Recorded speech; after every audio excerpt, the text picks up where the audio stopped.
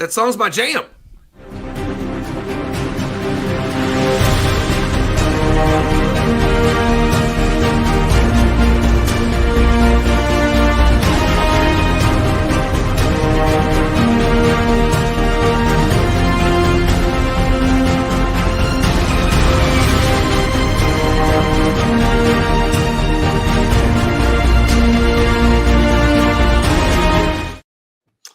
How's it going, everybody, and welcome once again to the one and only Space Fam with just the coolest people in the world that I get to talk to every week. We have another 4 amazing guests tonight on the show. Tony, I see you're already on there. From the comments, Tony Bendel. I think that we determined that it's Bendel. I don't know if I've ever heard him say it before. Tony's here with the Yoo-Hoo. That's kind of the running joke that we have. I don't know how it actually happened, except for I think Will Young was on a show. We found out that Will, Deep Sky Dude, hates Yoo-Hoo. And I adore Yoo-Hoo. So it got serious. It got real. Like, Will really hates it. And that was probably the closest thing we've ever had to an argument ever. We'll be talking about Yoo-Hoo. I'm sure there'll be some comments in there. So welcome, everybody, tonight. It's so good to see you all. We're going to go around the room, let everybody introduce themselves, tell you all the cool things that they do. Don't forget, you can drop any questions that you have for the panel as a whole or anyone individually in the comments, and we will share them on screen and talk about all the cool stuff. So, Michael Caine, there's so many things we've already discussed about just your name alone, but let everybody know all the cool stuff you do. And then we're going to have a bit of an announcement that we're pretty excited about a little bit later on tonight. But Michael, tell us everything. All right. So I'm a rocket launch photographer. I actually live here in Orlando, so it's about an hour commute to Cape Canaveral. And I'm owner of Cold Life Photography. So if you're on Facebook and Instagram, I'm probably sharing my images across a lot of the space groups that are out there, and just trying to share content and try to take all the photos of the historical launches that we are so blessed with today at the Space Coast. So it's crazy the amount of launches that we're doing these days. I mean, almost one a week. So definitely chasing those launches and trying to capture the best images I can to share out for the community. So having a good time, and for me, it's just a hobby. My daytime job is actually I'm a data engineer at Universal, and I love my job. But it's really hard to try to balance your hobby and your job. But I love it, and I continue to do it as much as I can. So, and the fans and the people who love my content, it helps me and pushes me to do better and to continue bringing content. So thanks for having me on the show, Ron. And we've known each other for quite a while, and glad to be here and to share my work with everyone, and to finally to talk to the people and share my slice in space. We all have our own unique aspect and how we contribute, and this is my way of contributing. Love it, man. And you do excellent work, and you do fast work too. Like, you are generally one of the first people up. I know that you're doing it in your car, aren't you? You have to be editing in your car. Yeah, there's no way that you can't be. Like, it's like the launch will. I don't even think that the Falcon has landed before in certain situations, and you already have a picture up. And I'm not kidding. Like, Chelsea's laughing. Like, no, I'm serious. I believe you. I absolutely believe you. Yeah, it's so impressive how fast you can get it done. And for it to, like, you always hear that somebody that they can't do something fast and also make it good. Like, it's just, you just can't do the two together. It's either going to take some time and it's going to be good, or it's going to be, I'm going to rush through it. And you've got that one where you see it's like the horse is really awesomely drawn, and then somebody says, oh, well, the contract's half of what it was supposed to be, and then it goes to the horse that's just like a kid drew it, the other half. It's super funny, but I don't know how you get them out that fast. We love having you on the show tonight, man. And speaking of Will Young, I was yelling about the fact that you don't like Yoo-Hoo earlier because Tony is in chat on Facebook as well. So Deep Sky Dude, Will Young is down in Boca Chica. He'll be streaming the launch, any and all the launches, actually. He's been driving down back and forth to go capture them. So we're going to try and get him on as one of the on-site correspondents here in the near future on the Space Foundation streams that I do. So Deep Sky Dude, always good to see you. Ernesto Gonzalez, how's it going? I love that picture. I hope that you did that with an app and that's what you really look like in real life. That would make me so happy. You look something similar to that. I mean, obviously not just like that. That was kind of weird proportions. But Liam, let's go to you next. Tell everybody about what it is you do, and you get to actually quite literally show us what you do because it's behind you, and tell everybody what it is that they are looking at. Yeah, hi. My little corner of the space universe really has been like my my professional full-time hobby for the last 7 years or so. And it's this little dude here, which is called an ISS above, and it tracks the space station. Liam, can you put it up just a little further? It's like, no, just further. A little. Yeah, sorry, it's name tag. There you go. Name tag. That's right. Above the name tag. There you go. Yes, it's a Raspberry Pi, and it flashes every time the space station is passing by. And what that looks like is when the station's passing you by is this LED goes like that, and it's now messing with my green screen. So I've got now 3,500 of these all around the world. And, getting involved in that has allowed me to connect with the ISS National Lab. I'm now an education partner with them. Many of my devices are in schools and science centers. Even one of them is at the Discovery Center there with Ron at Colorado Springs. And what's going on behind me here is I'm playing some pre-recorded live video segments from the International Space Station. There are live video cameras on the space station that show views of the Earth, and this is from one of those cameras. It's really the one that's now dedicated. I think this is someone can probably figure out where this is, but I think that could be the Mississippi. Yeah, somewhere like that. Anyway, it was certainly on that kind of pass. But my other part of this is the actual device itself, which is behind me here, if I get myself out the way. So yeah, the space station is passing over Colorado Springs in 55 minutes, and it's not the best of passes, but you look at what's coming up next week, and you will see there are some super visible passes. Anyhow, I'm getting ahead of myself, but no, that's awesome. What that's showing you later on in the week is that there are actually sometimes 2 visible passes over Colorado Springs. Like next Friday, April the 2nd, is a good one. So I can talk a little bit more about that as the evening progresses. But also lots of lovely news. That's where the space station is right now. But there is a whole bunch of news that I can share about what's happening in the next month, about launches to the space station with new crew, and sharing just some remarkable news about how many crew will be on the space station at the end of April. It'll be phenomenal. Yeah, we'll definitely talk a little bit about that. We've got some big things coming up next month. That's going to be, it's April and May, right? We've got Starliner test next month, isn't it? Oh no, I think that they've moved it. Like we don't even have a date for it, right? To be next month. Yeah, they moved it and they have not put a new date on it. No. I don't think it's going to happen super soon. I don't think it's going to be next month for sure. Yeah. Yeah, we'll see. Fingers crossed. I was at OFT1 and I'm really hoping to see that thing go up sometime. I would like to too, and we're all excited for it, and we all wish them the best. We've had folks that have worked and do still work at Boeing, and there's definitely some friends that we'll have on the future around that we'll try to get somebody on near the launch to talk about really what this means and how it's getting Boeing closer and closer to getting astronauts on the ISS. And then of course we've got SpaceX is going to take them up on the Dragon here very soon. So I can't wait. I'm really, really excited for it. We're just seeing so much advancement in space.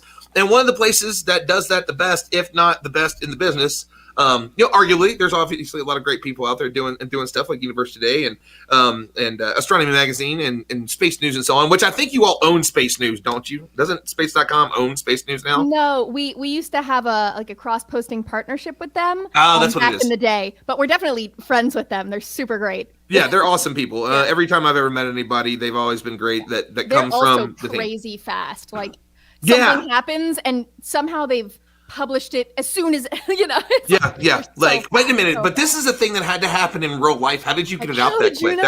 How did you do that? Yeah. So tell us a little bit about. You do actually quite a few things at space.com. So tell us a little bit about your history of the industry, and then all the stuff that you get to do for space.com, because you don't only report, you get to kind of talk about the cool stuff that you do too. Sure. So yeah, I work for space.com. My official title there is senior writer. And that obviously means that I write articles. I also do quite a bit of editing. And I also do quite a bit of video work. So I have a weekly show called Space Chat, where I kind of each week just talk about a different topic and answer questions from the audience. So people tweet questions at us, email questions, post them on Facebook, what have you, which is always fun because people ask some wild stuff. Um, and I do a lot of other fun video stuff for space.com. And yeah, so I've been doing science communication for quite a while. And a year or two ago, I became full-time with space.com, and I've really, really enjoyed doing that, and kind of expanding what it means to be a writer there by incorporating more and more video and kind of expanding their video horizons. And I'm also a musician. I kind of split my time between space and science and music. I perform kind of indie rock music under the name Foxanne. I just put out a record a couple months ago, and actually the morning after, or was it even as far as morning, the morning after NASA released the first audio recorded on the surface of Mars, I released a song using that audio, which was so much fun to kind of write music around, because this, I'm sure you've all heard it. It's this like alien, deep, rumbling, weird sound. And my audio processing program did not like it. It's like, what is this? We're gonna mess with this. But yeah, that's pretty much my whole deal. I've done a lot of different types of science communication. I've worked with the Natural History Museum. I actually wrote a new installation for their Hall of Meteorites, which went up just a few months before the pandemic hit. So not too many people have seen it, but well, let's be a little bit more clear on that. Which Natural History Museum? The American Museum of Natural History, the big old one in New York. Yeah, I worked there for actually a number of years. As a presenter, that's kind of what introduced me to science communication. I would literally get in front of crowds of people and give these lectures about science.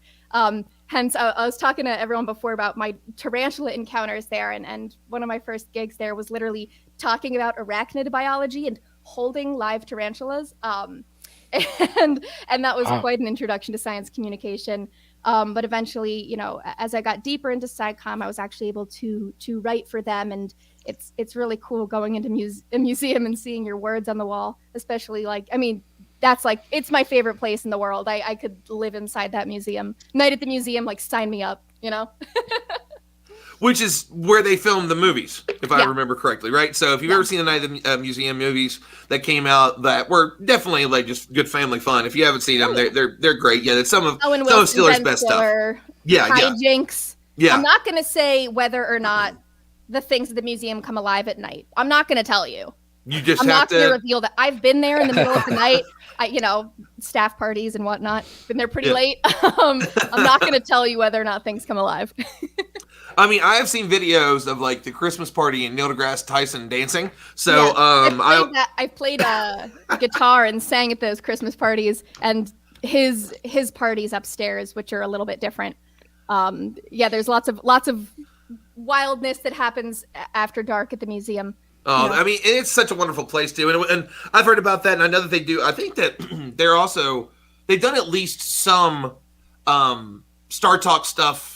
I think the TV show's there, but they've also, I think they were going to do a Star Talk event, a separate one there at one point, and then something happened, outside of the TV shows. And anyway, so, what were you going to do? I was really hoping I was going to be able to get to that one, but, everything with COVID has just changed. But they just opened. So right before the pandemic, they released their new planetarium show, which is, oh my God, it's so good. Natalie Starkey, she's an amazing scientist and science. Love her. She wrote it. She wrote the show, and I got to see it open, and then immediately COVID hit, but they just reopened it. And it's, oh my God, it's so beautiful. It's so good. Yeah.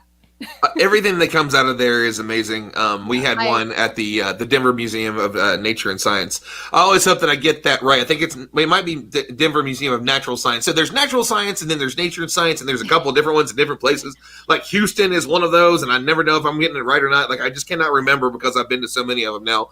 But whenever the show came, it was Tom Hanks was narrating it, and as I was sitting there listening to it, I'm like, man, I know this writing. Like, this has got to be like they just directly took stuff from Cosmos. If this wasn't Anne that wrote it, and it at the end it said that Anne had written it, and then only Anne could do. Just as only Anne could do. Yeah, exactly. Incredible. You know, like you just hear it, like that is her writing all day long, and it's wonderful and it's absolutely beautiful. And I haven't seen him in a long time, but Carter Emmert is also the one that did like the visuals for it. If you've never seen Carter's work, oh my God, he is a genius.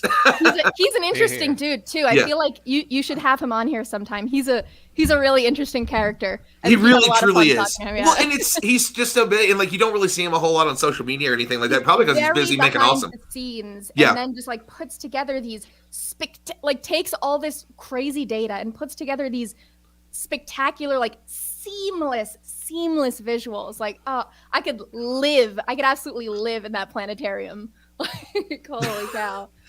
I get really excited about museums. I'm like, oh, it's my favorite thing. I mean, I work in one. Like, I love them so much. When I fell in love with oh yeah, it's the best time ever. And as Liam was saying a little bit earlier, Liam was nice enough to visit us, and he donated ISS above to the museum. So it's nice to walk through the Discovery Center, and like I'll look over and see like the views, and just stop for a second and be like, my moment is in, I'm good to go. And then like wherever it is that I'm off to, like Science on the Sphere, we've got a lot of fun stuff, and we've got a celebrity that's apparently in YouTube chat right now. Rick Sanchez is here. Ooh. I'm here. Morty. What do you think you're doing, Morty? So Tom, let's go to you next. Let's talk about the fun stuff that you do. Prima Luce Labs, and if you can tell by the name, that I don't think was originally a U.S. company, and it's here now. And really don't know what all you do there, so I'm really interested to kind of get the breakdown of what you do, how you got involved with it, like how it ended up moving over here. If you don't know, it's a telescope company. I think you guys do quite a bit, within that area as well. So give us the whole breakdown, man. Yeah, Prima Luce Lab. So, hi, my name is Tom Bramwell, and I am the Director of Operations for Prima Luce Lab North America, and it is a new company to the United States. And what we decided that since Prima Luce Lab had the majority of its customers here in the United States, that they deserved to have local representation when it comes to getting their products or getting them serviced or getting support. I first met the company as a customer. I wasn't even a customer at first. I was a fan of a mount company from Italy called Avalon. And I owned a couple of their mounts, and I evangelized for them here in the United States. They didn't have many customers here. And I was asked to represent them at a trade show in San Jose in my hometown. So I was like, nice. Well, I have your gear. I may as well just haul it up the street and pop your shirt on and talk about it, right? And we were good friends, so I did that for them. And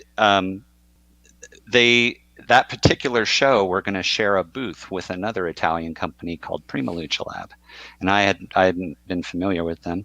And I was asked to pick up their president at the airport. He was coming over on the same flight as the Avalon representative. So I was like, sure, why not? I'll pick him up.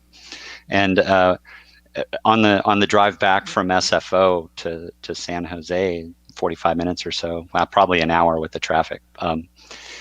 We had a chat about his company and what he makes, and he was telling me that they were releasing this product called the Eagle 2 at the trade show, and he was describing in the car what this thing did, and it was checking boxes for me in the car, and I was like, oh my God, this thing sounds amazing. It's like all these problems I was having imaging from my laptop, this thing sounds like it's going to fix. And so he goes, when we get to the hotel, I'll show you. I have one. I'll show you. And so once we got to where we were going, he gave me the literature for it, and he pulled one out of his suitcase and he gave it to me. And he said, "You're going to help us in the booth. This is for you. This Eagle's for you." I'm like, oh my God, right? So over the course of this trade show, I got to know the product and how it worked, and I got to know him, and we just became friends. And as I got to know their products, the Eagle changed my life when it came to astrophotography. It ceased being frustrating, and I could go out and set my telescope up in 15 minutes versus an hour, and I could haul everything out to the car in like 2 trips versus 10, and it really revolutionized how I did things. And I started to use their other products, and pretty soon, as we became friends, it became obvious that they needed help here. And I was a 20-year Apple employee at the time, and I was pretty burnt out in tech, and I really wanted to change. And the thought of working in the industry that I loved spending my time in was like extremely attractive to me. And I pitched the idea to him, and I'm like, what if you guys fired up US operations, and what if I did it for you? So it just kind of evolved from there. How about creating your own job? Just like, well, how about I just do this thing for you? Okay, sounds good to me. Yeah, I mean, I was already kind of working for them. I was starting to do hardware repairs for them so that they wouldn't have to go overseas, in exchange for like the latest and greatest hardware, and we would talk about what's in development, and he would get my feedback on it. And it's just really kind of gelled into this relationship where it just became obvious. Like, let's do this. So yeah, we fired up operations here. I left my job, my cushy job in the middle of a pandemic. I left it and did this thing that we'd been planning on. I don't know if it's gutsy. We'll decide if it's gutsy or stupid. But I did it, and I can see it working now. I'm starting to fulfill orders here from the United States. I've filled 5 orders now over the last week and a half, and I can start to see product moving to resellers, and I can see their websites go to in stock, and it's very satisfying. And I think that right now during this pandemic, it's really hard for resellers to get hardware right now. And like everything is back ordered no matter where you go. It's hard to make it, it's hard to ship it, it's hard to distribute it. So I think that having this presence in the United States for the company is going to be very, very helpful. Getting things from point A to point B, and getting things fixed for people that, won't take weeks. They'll have to be without their computer for. I had one time I had to send my Eagle. I kind of cooked it. I admit it. I zapped it. So and what did you do? Digitally, and it took me a month. I crossed the polarity on the 12-volt in.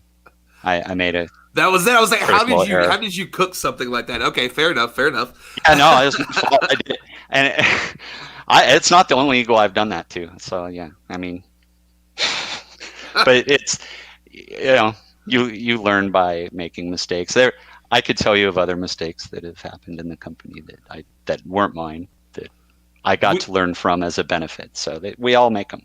I mean, you kind of have to, and this is one of those things that it's not like it's cheap or it's easy and you're going to learn it overnight. Very similar to basically what everybody on here does. Like maybe once Liam kind of got ISS above, everybody just saw it and maybe took off from there. But Liam, I know that you've obviously been doing this for a while, and you were at the Planetary Society for a little while. Liam was nice enough to actually take me to Planetary Society. We went one day, chatted with everybody there, got to hang out and check it out. It's an awesome place if you've never been. I've actually been a few times now, thanks to I saw that, Mac. It's if you've never been, it's cool. Everybody there is amazing. It's nice to just walk around the offices and be like, oh, I've seen that person in videos, and I read her on Twitter all the time. And then of course you get to the office, you get to Bill Nye's office, and it's just the coolest office ever. So you just you got to go in. Bill happened to be there, so like his jacket. I mean, that we all know his coat, right, and it's still hanging on the. It's still hanging up right there where you can see it. You're just like, oh, it's that. And like he's got the Mova Globe on his table, and it's just the best thing ever. And the wall behind him is signed by the people that have come in that are space and science people, and I think just general guests. So it's just overall an awesome experience. So Liam, I know you worked with them a little bit, and there are ISSs all over that place. There's one in Bill's office. There's a TV that's in a big TV that's in the corner. Now I'm on the West Coast. Yeah. I have to get there. I've never been to the Planetary Society's offices. I think you're like right there too, aren't you? I'm like probably like a 30-minute drive. There you go, Liam. I think that Liam, I might be hitting you up later. Yeah. You might be doing that. Maybe you can get an article on space.com. Oh my God, yeah. Like my boss would flip. We're all huge supporters of the Planetary Society. Yeah. And, how can you not be? I mean, how could you love Bill anymore? It's impossible. It's impossible. Yeah. Yeah, it's also a very sort of unusual and unexpected experience that you'll get really for anyone who shows up at the Planetary Society and rings the bell. They generally don't turn you away. I guess maybe they'll say, "Did Liam say you could ring the bell and just come in?" It is a bit like that. They are such a welcoming crowd for anyone who has an interest in space exploration of any kind. So I'm very honored to have been involved with the Planetary Society from 1998. I think that was the first time when I was involved with Orange County astronomers, and I had a public access cable show, and I invited myself to interview people at the Planetary Society, of course, including Bill Nye. And then since then, I've just continued that connection. And they're a phenomenal organization, really supporting us, all of us who have an interest in the expansion of solar system exploration, including now human spaceflight too. That's definitely something that they have an interest in supporting. So yeah, if you're ever there, Bill's office is extraordinary. One of the people that has signed his wall is not me. That Ron spoke to is my grandson Owen. He actually drew a picture on there, and that was in 2017, and it's still there. It's sort of like we did put it down at the bottom though. When I go, I'll have to keep my eyes peeled. I'll send you a little photograph of it. Yeah, there you go. Yeah, I'm sure, hopefully sooner rather than later, especially with the movements that we've got going on in California and other places with vaccinations and things. Yes. But if you go there, what you'll actually see more than ISS above, you'll actually see now light sail aboves. Because Bill was so supportive of the ISS above, he invited me to consider creating a special version of the ISS above that can also track their light sail CubeSat. And now, their screens are mostly dedicated to tracking that satellite. Oh, that's fantastic. Oh, that's so cool. So anyway, when that happens, definitely we've got to get you over there and give you a tour. There is a special cupboard in Bill's office where you open the door, and what he has there are dozens and dozens of Bill Nye ties. And if you're someone like, my at that time 6-year-old grandson, he was invited to put on one of Bill's bow ties. Incredible. I want to know, is there just like one singular real like long tie? Just like, I feel like he would wear a thin tie just one time to mess with somebody. They are real. They're the honest kind where you literally not the clip-on, but the full 9 yards. No. I would expect nothing less. No, I mean also like a tie. Oh, a tie. There was no evidence of anything other than bow ties. They're just bow ties? Once you perfect the look, why mess with perfection? Right? You know what I mean? I agree. Yeah. He's nailed it. He's absolutely nailed it. I think at that point. I think the last time I saw him in person was actually probably the first time I met him, because we've only had phone conversations since. But he not just had the tie, he had a full large fedora and a leather jacket with these big shoulder pads. It was a whole look that I had never seen on him before, but it's a lot of fun.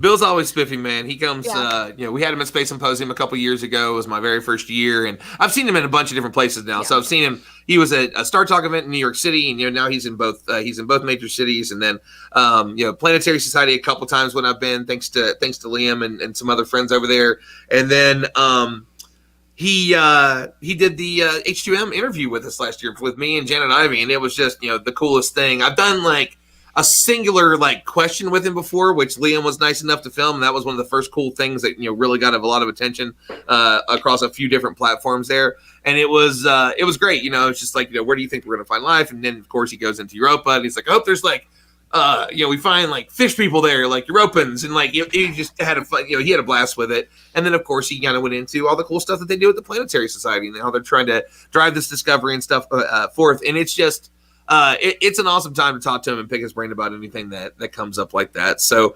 always love whenever I get the chance to go over there and see those folks. And we got to get some of their people in. I don't think we've had anybody directly from the Planetary Society, so I'll try and I'll have to ping Matt and see if we can get Planetary Radio himself on here. I call him Spacey Kasem. His voice is amazing. If you've never heard his voice, he's just like born with it, man. He's just such a good guy too. He's a phenomenal moderator. A lot of people are like, man, you're good at what you do. I'm like, no, I'm not. You really should hear Matt. Like Matt is just flawless at it. I know he's been doing it longer than I have, but man, he's an inspiration. So everybody over there is great. They create a lot of great content for people and connect us to it. So we actually do have a little bit of breaking news here, which is really awesome. Alyssa Carson, Antonio Paris, Tim Dodd, and Sarah Begum are 3 awesome people who got to the stage 3 selection for Dear Moon. So if you don't know what Dear Moon is, there is a gentleman named Yusaka. I forget what his last name is off the top of my head. Chelsea, Liam, somebody knows, I'm sure, and I can't remember. Oh my God. Yeah, I don't have chance to Google it because I'm saying it aloud. Everyone Google. I was going to say, Google it. Chelsea, Google. I need to have somebody on my show that just is on Google. Hiroshi Kamiya. Wow, I did not remember that. Okay, Hiroshi Kamiya, is that what you said? I believe so. Okay. Or no. Or am I getting it wrong? I should just go to my own article. Oh my God. There we go. Okay, so if you're unaware, Oh, boy. he is going to take SpaceX Starship, I believe. I'm guessing he's taking Starship. Yep. I don't know. I think he's planning on taking Starship. And he wants to go around the moon and come back, and he wants to take a variety of people. Started out with Oh, sorry to interrupt you. Misawa? Misako Maezawa, yeah. Yeah, that's it. Okay, Misawa. Okay, I was gonna say I didn't think that. I was like, man, I that's always much just call longer. him Maezawa, so my brain was like, wait a minute, he has another name. My apologies. I love Matt. Matt says MZ for short. And if you've never seen his Twitter, I think it's still the same one. It's like You Suck 2020 or something like that. That's how you. It helps you say his name correctly. I cannot wait to see that. So again, artists and all this other stuff, but he opened up more seats. So seeing some folks from the space industry that are creating content, the only person in that group I don't know is Sarah Begum. So, but congratulations to all of them. We're actually getting a ton of comments from Facebook. Matt Williams says, so the theme song is like the Avengers theme. It's super funny, Matt, because I made that on Canva. And every single time that I play that, I tend to get something from YouTube saying I can't use that song, but it's on a platform that's made for you to use it on like YouTube and social media and stuff. So I laugh every time. Like, are you ever going to fix this? What are you doing? So I love that one too, and I still kind of dance in my seat to it when I hear it.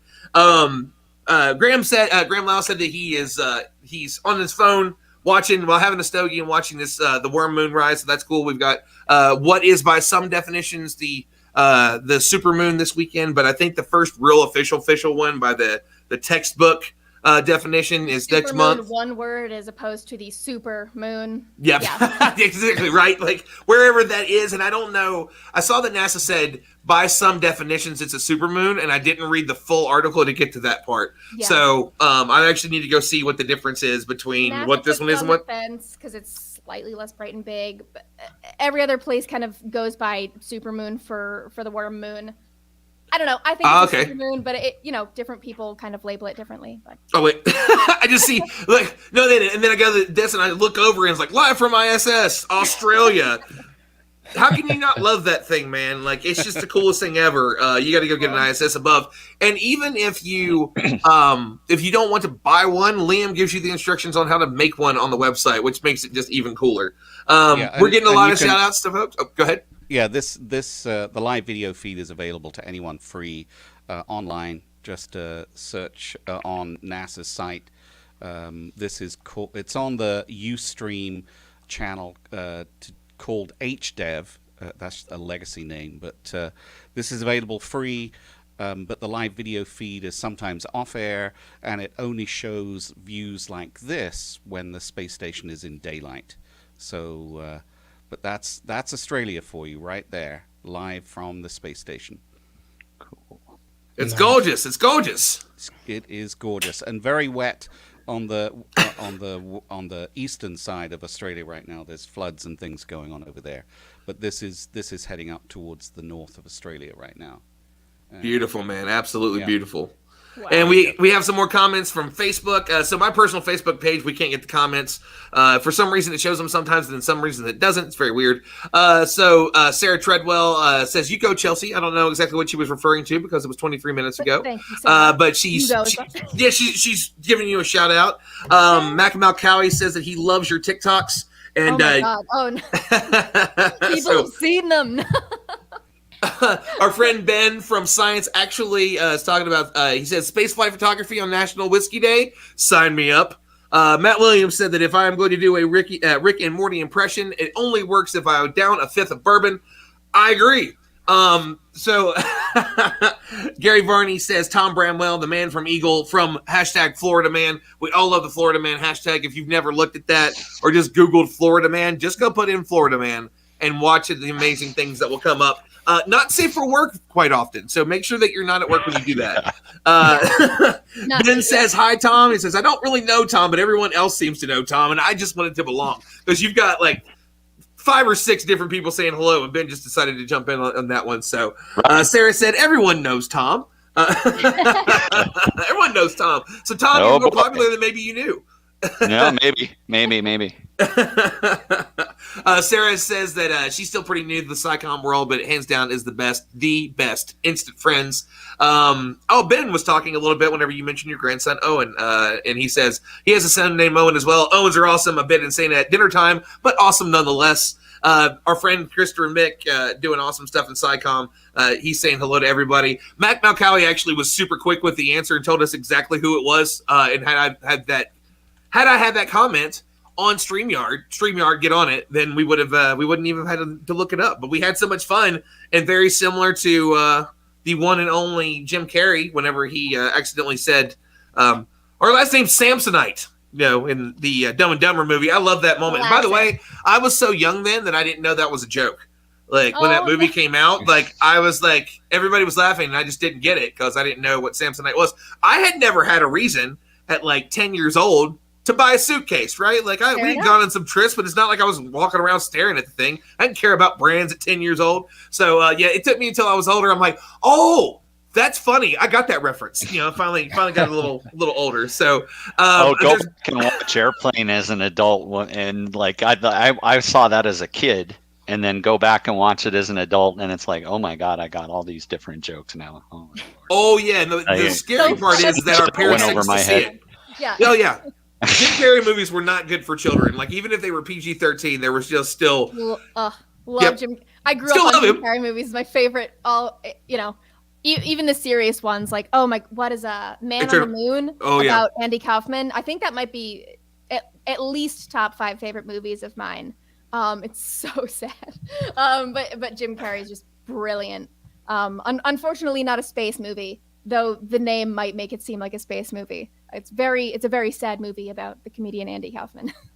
If it's sad, but there's always the idea that maybe Andy's out there somewhere and he faked his death. But they thought he would come back after like the 20th anniversary of it or whatever. Like, a lot of people think, It's been so long. I mean, it would be the ultimate stunt. But I think just the fact that people are still saying it is stunt enough on its own. The fact that some people are still wondering if he could be out there, I think he achieved that goal. Absolutely. Absolutely. And of course there's a bunch of people that are dropping that they love Jim. How can you not? And he's definitely done some amazing things. My personal one, Eternal Sunshine of the Spotless Mind. Oh my God. Man, anytime I get my heart broken, anytime there's new heartbreak, like, guess what's going on? Eternal Sunshine of the Spotless Mind. Bad boy time, sorry. Yep. Time to cry my eyes out. That song at the end, I think it's I can't remember if it's Ben Folds 5. I think it's Ben Folds. Yeah. Everybody's got to learn sometime. It's such a perfect wrap up to that movie. I'm like, such a great film. Liam has just disappeared completely. We just get to see, look, and he magically reappears like that. I love when he does that, like because it's the float fade it in off. that really makes it. Yeah, it truly is. This face or this, and Whoa! this wins all the time. Right. Do that to mine. Do that to mine, Liam. Yeah, there you You go. disappear. Liam, we're gonna start telling people you have teleportation technology, and I'm not gonna correct them. I'm gonna April spread that 1st rumor. is coming up. Just saying, like That's you need right. to make a video, Liam. Just be like, look what I've learned to do. I can float in space without a spacesuit instantaneously. It'd be cool if he disappeared from his and then reappeared behind me. Now, I don't know how that's cool funny. it would be. I feel like I'd be a little scared. I don't know. It's like, Like, Dragon's Breath. especially if he did the fade in behind you too. He didn't disappear. He had to do slowly fade in. Oh man! So we're going to talk a little bit about some of the stuff that we have coming up in the very, very near future. We're all excited about. Obviously last year, some of the best things that happened in a very tough year came from the space industry, and we're going to see some other ones. And Michael, I want to talk a little bit about your experience at the Cape and how did you exactly dove into this? Like you said, you know what, I want to go and start taking pictures. And when did you realize that you were at a level that you're like, man, I really need to get this out here? Like this looks, you're on a level that you are comparable to any of the top spaceflight photographers, but you're doing it as a hobby. That's saying something. So when did you decide that you want to do it? But also, what's the atmosphere like down there? With going to the launches, and I think more and more people can probably now show up for them. So I'm interested in what it's like down there because I haven't been able to do it yet. I can't wait to do it. Well, let me know. Let me know when you're coming down, man. I'll show you the ropes, and we go. If you get a camera or something, and we can take some photos. But so I don't know. So my first rocket launch ever was August of 2017. It was literally the same week of the solar eclipse we had here in the United States, and I spent a lot of money, and I bought myself a telephoto lens, and I was like, you know what, I want to go and use my telephoto lens. So I went and shot my first launch, and after that, I thought it was really cool. So I kind of kept track. It's like, well, when's the next launch? And then I go and I take my camera and I try, and I started taking pictures. And I was like, oh, my picture didn't turn out as good as I wanted it to turn out.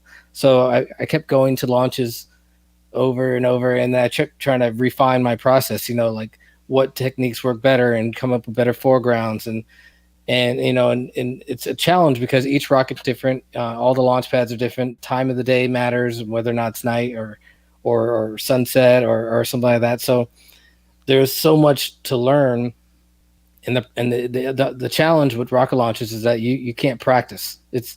You have one chance and that's it, and then you have to wait till the next launch. So I just continually following the launch schedule, and I just kept going out there shooting more and more launches, and I knew that shooting as part of media and the press, being able to set up remote cameras and going on base for press viewing, like that would take a lot more time than what I was already doing. So I never pushed to try to do a lot of that stuff that the media would do. I just kept chasing launches and stuff like that. But as more time progressed, I started eventually getting accreditations for certain launches, and I was able to set up remotes at the pad, and I was able to get up close at the rockets and zoom in and take some really cool shots, and then also meeting the other people who have the same hobbies as me. Well, not a hobby. A lot of people, it's their career, but we all have that passion, and and we're all feeding off each other and learning different techniques, and to me, it just to share that moment with all these other people who have the same affinity for launches and photography. So it was a progression. It didn't happen overnight, and I wasn't trying to push anything. I was just striving to get better at my craft and enjoying it along the way. It's, to me, it's all about having fun, and I started buying more and more cameras. So right now I have 6 cameras, and I usually set up like 4 of them at the launch pads, and then I'll have 2 with me. So, but I'm already ready to buy another camera. I'm looking to buy a telescope. So there's a whole bunch of other things that I want to do to enhance my launch photography. So, and if this isn't giving away trade secrets, you're more than welcome to be like, I ain't telling you that. But I guess the thing is say that somebody wants to come down and they want to try and take a shot for the first time. Is there just like a basic setup that you can say you're probably going to get a pretty good like streak shot with this setup, or is it really just it's such a variety of cameras and factors to it that you can really have pretty much any decent camera and probably get a good shot? Then of course you'll spend more and more money, get all the things that you need, like you mentioned. Getting a telescope. There are folks that are doing telescope tracking with stuff, Cosmic Perspective, and they've been doing it for a while. And I think they're working with everyday astronaut Tim Dodd. So there's a lot of pieces to this puzzle as you talked about. But if somebody just said, "Hey, I want to rent some equipment. I want to go down and try my hand at this," is there anything that you'd say, "Hey, this would be a good first setup"? Well, a lot of times when I actually post content, I actually post the camera settings because as a photographer, I've always been in these groups that required you to post the settings. So I've always gotten accustomed to post a lot of my settings. So I don't do it all the time, but if you look at historically in some of my posts, you'll see all the exact settings that I use on my cameras to get the exact same shot. So to me, it's all about teaching other people. And honestly, whenever I go out in public area to view launches and shoot photos, I'm always meeting new people. I'm always showing them and teaching them, and there's actually I've talked to a couple of friends of mine, and I was actually hoping to do kind of like a meetup for other people who are interested in rocket launches and photography, and have a couple other photographers come with me, and then we can, people can meet us, and then we can also talk about photography and help people get similar shots to what we're able to get. So not everyone in the trade is wants to share a lot of that stuff because it does take years sometimes to perfect that craft. But to me, it's all about sharing. It's all about having a good time and meeting new people. So I love it.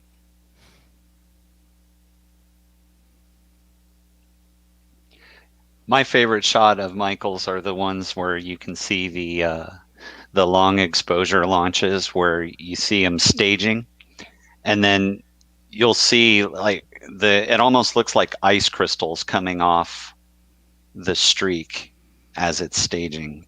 I love those shots.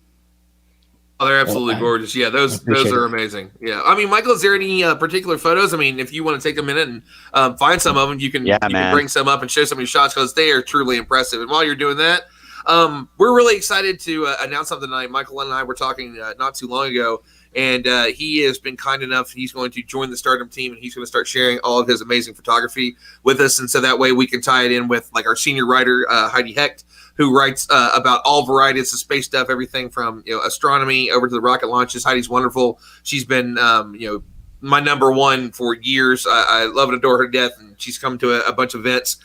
So we're going to start getting that out there. And then Rosie Johnson, who actually was going to be on the show tonight, but she had something come up with one of her projects. She was going to be shooting somebody. She also does photography, as well as she's a bar astronomer at Skybar in Tucson.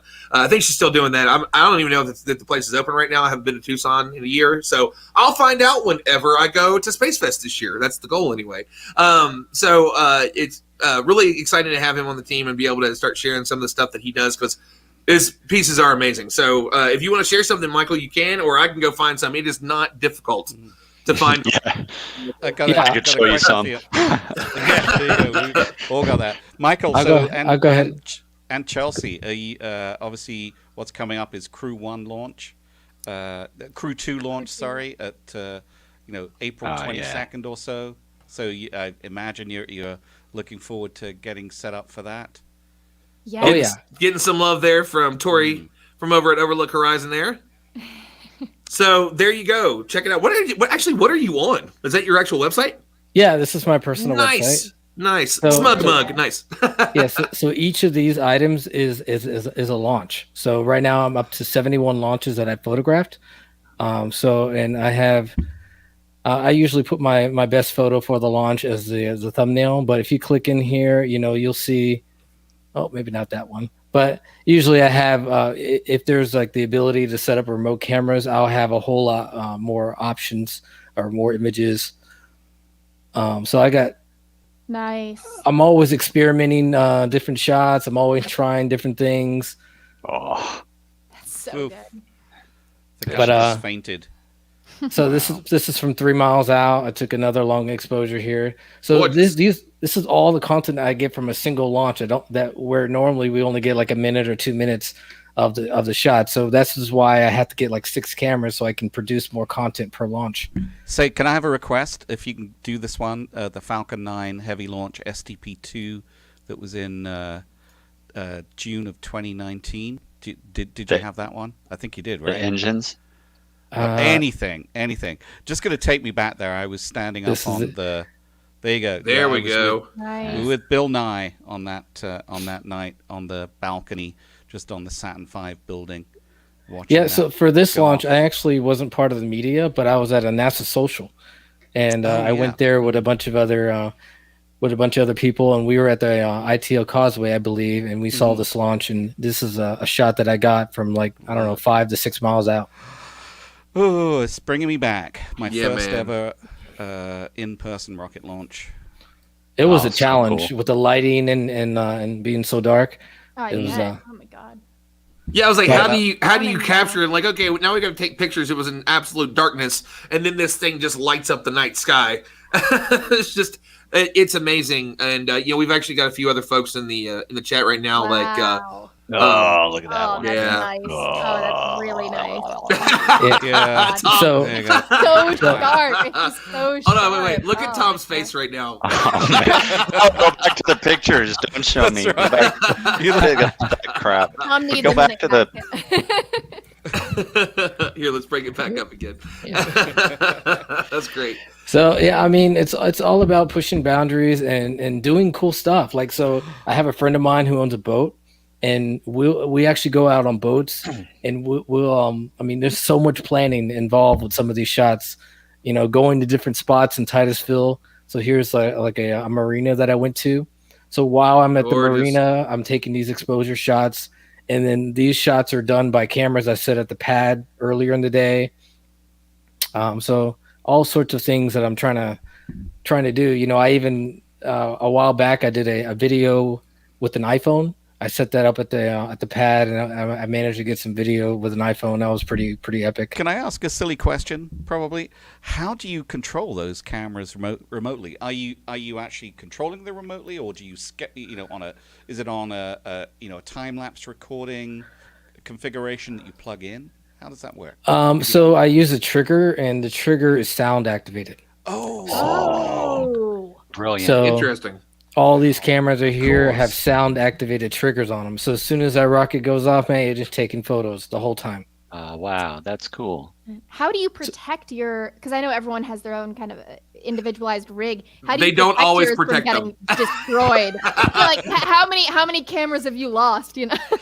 Well, I took one camera in the Nikon, and I got it. I spent a couple $100 and got it all cleaned and ready to go. And then I put it out at the launch pad, and then rain tore it up. So Oh, no. the water went in through the lens and into the inside the camera, like sitting on top of the sensor. The camera still works. Really? There is a couple damages or issues with it, but I'm able to still use it at the launch pads. These Atlas V launches, there's like an acid that gets shot out through the smoke and everything, and through the water suppression systems. So that acid will get all over your camera gear, and even when we picked up our gear, it gets all over your arms and starts burning your skin. Oh my god. It's pretty crazy. You have to sign some releases for that. I imagine. That's crazy Probably. looking. Wow, look Wow, at the look at the that. third one over. Wow. Yeah, Jeez. this launch was actually a year ago yesterday. Nice. Get out the way. Yeah, that's awesome. Yeah. Man. And those. I Oh, can the black see- and white one looks killer too, man. Yeah, I mean, excellent Oh, work. look at that photo with the wow. moon. Oh my god. Oh yeah. Matt Cutchell's talking about look at that. it Oh, gets that's everywhere. Wow. Oh, look at that. Yeah, that one right there was killer. Yeah, that's. Oh, I mean, wow. that's just like. Everyone was Over the like, moon. that's fake. That's fake. I'm like, no, No. you don't know. No. You have no idea the work that goes into this. It's like if that was fake, I would have already done it. Come on, yeah. You can Right? see the heat wave in front of the moon, and tells you Yeah. right there that it's real. Yeah, Man, that is outstanding. that's just. I shared that one. Phenomenal. Yeah. I remember sharing that one. Wow. It's always Yeah. awesome right after the launch, and we start. You go to the different groups. Everyone's Everything just from the rolling over SpaceX each other's groups. quote. That's exactly right. It's like it really is. It's almost even more enjoyable than watching the launch. Is to see how everybody else approaches it and what they're doing, how they're putting the pieces together for a unique shot. And nobody's is the same. It's still got a general feel to That it. one, but all of right them, there. yeah, Click on that one. gorgeous. Yeah, I love the like when you can see. Nice. Yeah, I love that. I love the alligator sign. That's what really makes it for me. Hashtag Florida man. Yes, Yeah. yes, sir. And we've got some comments coming in from over on Facebook. Everybody's losing it.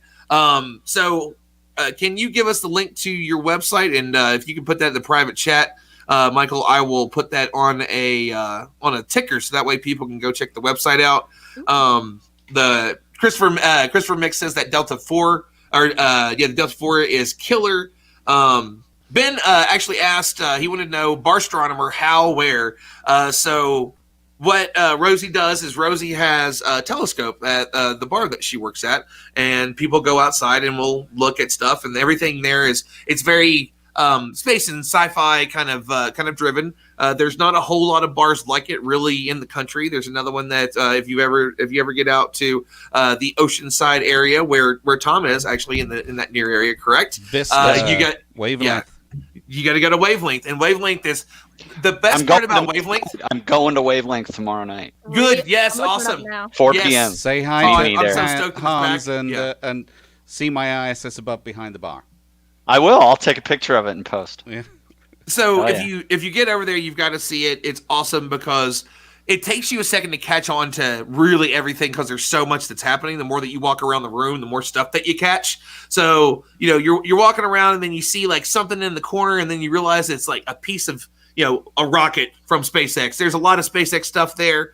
And then you notice the TVs. Like I don't even look at TVs anymore. I worked in so many bars for so long. I was always on sports. I'm not really a sports guy. Then I looked up and noticed what they were playing. They have like YouTube playlists of rocket launches or something from like Everyday Astronauts playing, and all the TVs have something like different on it from the space industry playing. I might And actually then like going to a bar. Oh, yeah. Oh my god. seriously, I'm Wow. looking forward to life getting back to normal. Yeah. I've been wanting to get back into Wavelength for so long because I moved here. I went and hung out there with the OPT gang before I moved here, and then once I moved here, everything's all like shut down and everything. But so Wavelength's open back up now, so we're gonna go and have some socially distant brew, and then we're gonna have pizza brought over from Urban Pizza across the street. nice, the way to do it. nice. We're gonna Yeah, have some. remember, Yep. And they Yeah. they still do put their telescope out the front, I think. They do, yeah. So Yep, they sure do. we're gonna get back to that. The BFT, the big Falcon telescope. So if you were unaware of the original version of the, so I love that he did it too because I was a Doom kid. I don't play shooters anymore because I got so worn out on Doom. And Doom if you, makes me too anxious. I can't. It's like it just. it's too much now. It's too on such a Yeah, different give me level. Like one. people are shooting me from way too far away. I'm like, how did you even see a me? little glitchy. I need it to be a little bit. Come on. It's too intense. Like no, this ain't gonna Give me work for me. I anxiety. just do not have that patience. Give me a slow RPG. Yeah, that's what I do. Yeah. I'm an RPG guy. Absolutely. So it was called there was a gun in the game called the BFG, and it was the big effing gun. And so there was a Big play on Falcon it, gun. and he was going to call it the BFR, the big effing rocket. But I was unaware that they actually did a play on that. They were going to call it the big Falcon rocket. Cute play, and it doesn't surprise Yep. me. We all know that there's a ton of nerdy stuff. Like he loves Hitchhiker's Guide. If you take all of the letters of the so on all the Tesla cars, there's like the S, there's the X, there's the Y, and then I think there was like the 3. But if you turn the 3 sideways, it makes the E, so it actually spells out sexy. So I mean, it's just like there's all these little things that you can find. It's just crazy all the things that are in Musk's everything really. Like I mean, Solar City I think was the only one that I didn't know of, and I think that Tesla just consumed that and they're doing it now. But This got house is powered by Tesla. what? This house is powered by Tesla. Yeah, I was going to say, whenever you moved, I think I remember you seeing the pictures. So you've got the Wow. power Yeah, banks. we Do you have have 3 one? of the battery modules, and then we have a Model S. And When are you gonna have yeah, so we're Starlink off. internet? No, we're on gig here, and it wasn't working earlier, so yeah. Which was super funny. It's like, it's always perfect internet, and 20 minutes before the show, the thing goes out. I'm like, I'm running around, rebooting everything, running around like a crazy fool. My wife's like, "Why are you doing this inside? It's so inconvenient." I'm like, "Well, I'm plugged into the router." So I can't. Sorry. So for the folks that were wondering, I'm going to put on the ticker right now if you want to go check out Michael's work. So while I'm doing this, Chelsea, do you want us to play a song from your Spotify, or would you like to sing one of your songs for folks? That's a good question. I wonder if like? it would be possible to stream something from SoundCloud, because I haven't Sure. got it on Spotify yet. It just takes a while for the distribution. But because I can't perform it because it has the audio from Mars. I can't perform the audio from Mars. Well, we're going to play that one. Okay. So I thought it could be kind of fun. Could you mimic it? I could. I don't think anyone would enjoy that. I certainly could. I'll drop you a little message with the link, Ron. All right. But yeah, that was a kick to make. Also, yeah, don't judge it too harshly. I'm new to electronic music making. I usually, have a whole live band and I play guitar and sing on stage in person with real instruments. So I've been slowly learning how to make things electronically in Logic I've been using. So it's my first full project in Logic. So it's it's a baby song, but I had to make something with the first audio on Mars. I couldn't help myself, of course. I'm hearing Mars. I have to make it into a song. Yeah. And that's nice. Deep Sky Dude made one too. Yes. Yep. It just sounded too cool. It's like, what am I gonna do with this except immediately make a song with it? Well, it was Dr. Z, wasn't it, that said that somebody needs to make a song with it while you were there. So for folks that don't know, if you didn't see it, obviously go check out space.com, all the awesome stuff that they're doing. And Chelsea got to go to go for the Perseverance launch, got to go to JPL and covered it, talked to different people, showed different things. You were one of really not too many folks even really got to be in there, and you got to kind of see that and get behind the scenes, right? Yeah, I got really lucky. I mean, I was the only traditional reporter or science writer. Everyone else there was like a big TV news station, like NBC, whatever. So usually you go to an event like this and you see all the other SciCommers, but it was just me, and I definitely felt very lucky to be there. It was so cool. Yeah, Dr. Z, Dr. Thomas Zurbuchen was there, and he was just so excited. I saw him after they announced the landing and confirmed it, and he did a little dance, and I was like, it was so much fun. People were crying, people, even with the masks on and a pretty small crowd, it was way too cool. And of course they had a whole tower of those Mars Krispy Kreme donuts.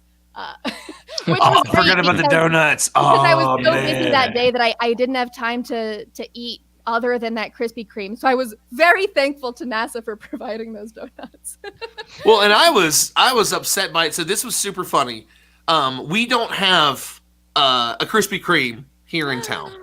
Oh, so sorry, Ron. Yeah, so I wasn't able to get some. There was even a friend of mine that was going to send me some, and I was super sad to find out, because I like Krispy Kreme, but I'm not going to drive out of my way, and I just thought like it was more up north. That's where I'm at, is in like an area we're building stuff, and it's kind of that more and more things are coming in. There's like 3 or 4 new buildings just like a mile up the road that everything just keeps coming in. We got Smashburger and Five Guys went in right beside of each other, Tokyo Joe's, all that fun stuff. So they're building more and more stuff on this end, but a lot of those cool things are on the other side. Like we just got In-N-Out Burger, but it is north almost 40 minutes. And the wait, it's been open for probably, 3 to 6 months now, and it's still 45 minutes to an hour wait. Dude, like, I was so excited crazy. to get In-N-Out when I arrived in California. I just kind of made the jump from New York to California. May have timed it around the Mars landing, who's to say? But I was so excited to go to In-N-Out, and literally every In-N-Out, it's like, hour-long wait. Cars are wrapped around the neighborhood. It's crazy. It's like, and as a vegetarian, all I can get are fries and milkshakes. So but the fries and milkshakes though there are very, very good. So That's at least true, you can get yeah. that. Do they not have like an Impossible Burger or anything yet? No, they don't have any veggie options. You can get a bun with just the veggies, but it's a little sad to do that. I'm not going to pay for a burger and just get a bun with some lettuce. Yeah. and still pay the same price. That would hurt my heart. Come on. Liam, I am trying to figure out what it is that we are currently seeing on your screen. It's sunset on the space station. Ooh. So, and it's just switched. The station is not technically, it is above your horizon, Ron, right now. So that's nice. showing you Very where it is nice. right now. It's 1,100 miles away from you. Beautiful. And currently visible, but rather dim in the north of you. God, that's so cool that you. It's crazy just to see it can barely get through the next number by the time it moves another mile. Like it just skipped them again. Like I love seeing that, just how fast that thing is moving. Sunset every hour and a half, sunrise every hour and a half. I guess it's sunrise every hour and a half. Sunrise and sunset usually every 45 minutes, apart from when the sun doesn't set for up to 5 days. That's a super crazy time. It's called high beta, and it's where the station does not, the sun does not. It grazes really just around the Earth, just above the termination between day and night for up to 5 days. Fantastic. So this is a bit of the space station that is now extremely lit. It's very much lit up by the setting sun, but below. The Earth is in darkness, so this is I think somewhere over in northern Canada right now, over Canada, and it's the sun is set on the Earth below, so the camera exposure has just automatically raised itself up a lot. But some cool things now, you can often see city lights, especially when the sun is set. So at the moment, the station is still in daylight. It'll very abstract. Within a few, literally probably within. Oh, there you go. We've just lost the signal with the station. That happens. So otherwise, we'd have got to see the station actually experience a proper sunset. But anyway, there we go. Very nice indeed. Okay, so let's do. Chelsea, did you say that you had the song from SoundCloud? Yeah. So dropped you a link over Facebook. I can drop it in the StreamYard chat as well. Okay, let me go to Facebook. I'm seeing it. Okay, let me. Pow. Hello, moms. So many places to message people, so I. No, I completely understand. All right, let's do some screen sharing. Yeah, it's already started. Chelsea, will you be covering any of the Crew 2 launch at all? Yes. Or will that be? You going there? I mean, I don't know if I'll be there in person for the launch yet. With COVID and media restrictions, probably not. But. Definitely, covering from here, doing interviews with the crew and all that stuff, which is always, so fun. Everyone's always so excited ahead of a launch. All righty. Everybody ready? Already ready Let's already? Do this. Let's do this, damn. It's time to party. Woo!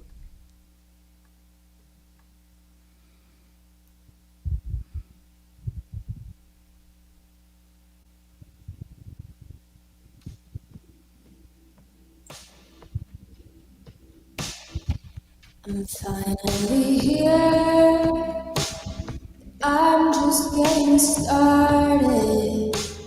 I have been training for years, but they said it was hard. And why would I come this way?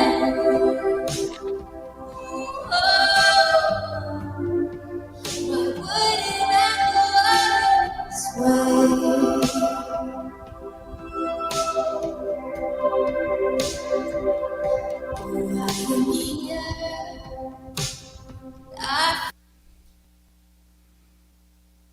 Hit the wrong button. I was trying to copy it so that way I could see it down there. So hold on 1 second. Let me go back, press play again. Hold on. There we go.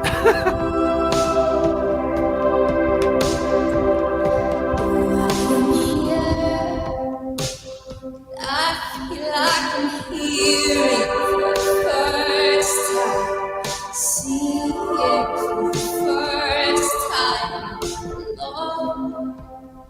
Out there on the road, I am okay now.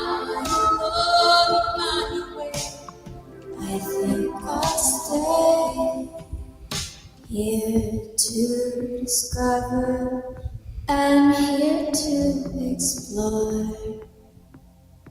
Here against the clouds, I'll continue to ignore, here to discover. I'm here to explore.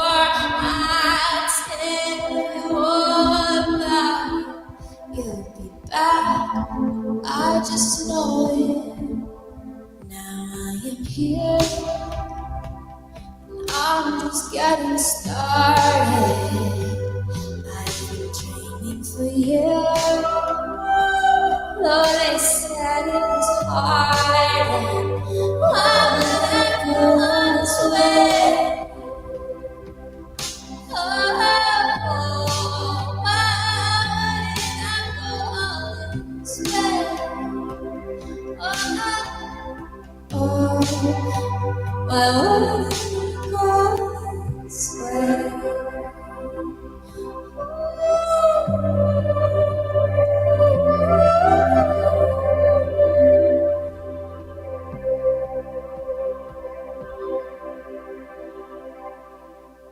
Very, very nice indeed.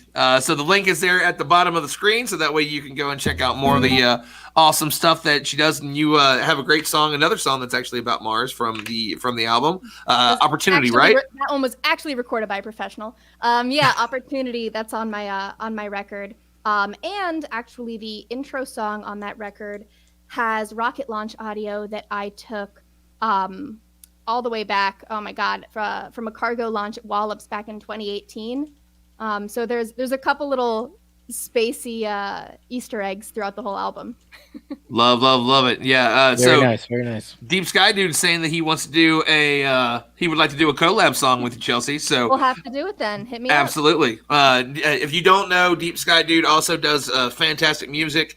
He's got that new album on the way, and kind enough to share some of that music, and always up to awesome stuff, man. Always up to awesome stuff. On top of the coverage of everything that's going down at Boca Chica, to the music that he creates and those awesome videos, and we love sharing that whenever he comes on the show and hangs out with us.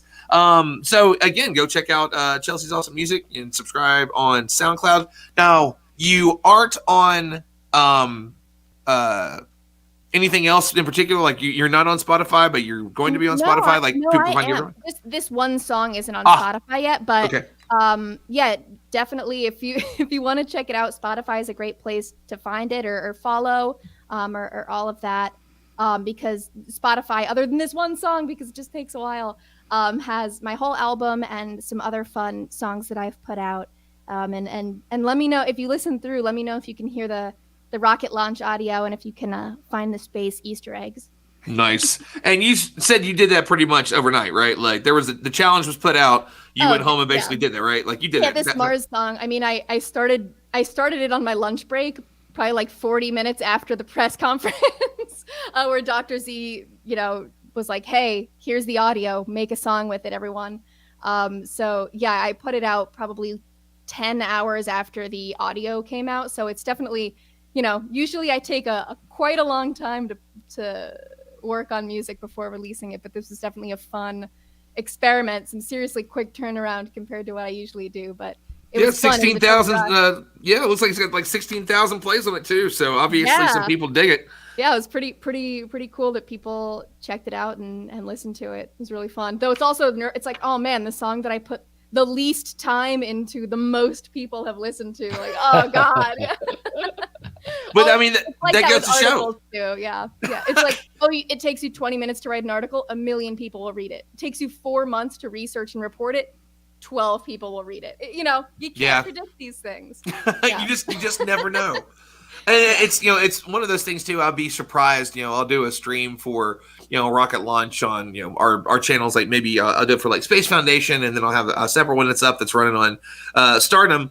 And then I'll notice that for some reason it might not even be that big a deal. Like the very first rocket launch of the year, for some reason, had just tons of people watching, and it wasn't really anything super special. It was all. I mean, it's special in the sense that all of them are just amazing, but it was just a SpaceX launch. It was just the first one of the year, and I was like, why did this one get so many people?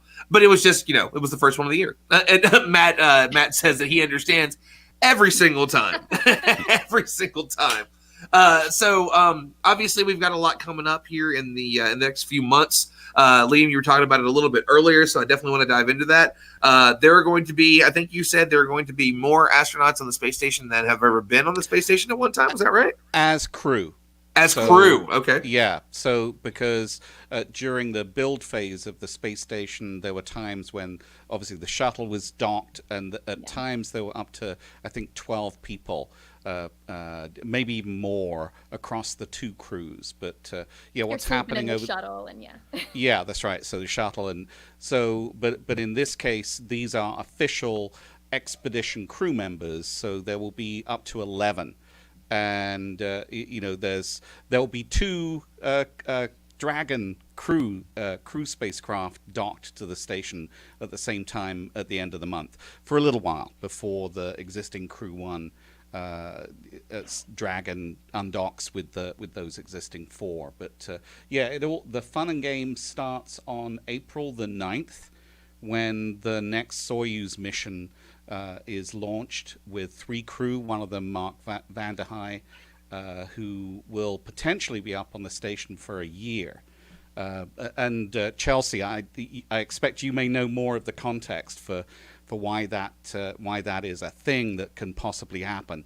It's not 100% certain as far as I know, but it has something to do with another launch that's coming up later in the year with a Russian film crew. And they apparently need to. Mark van der Heij needs to stay.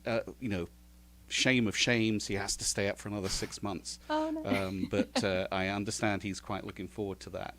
And then after that, so then 3 of the crew will return on April 16th.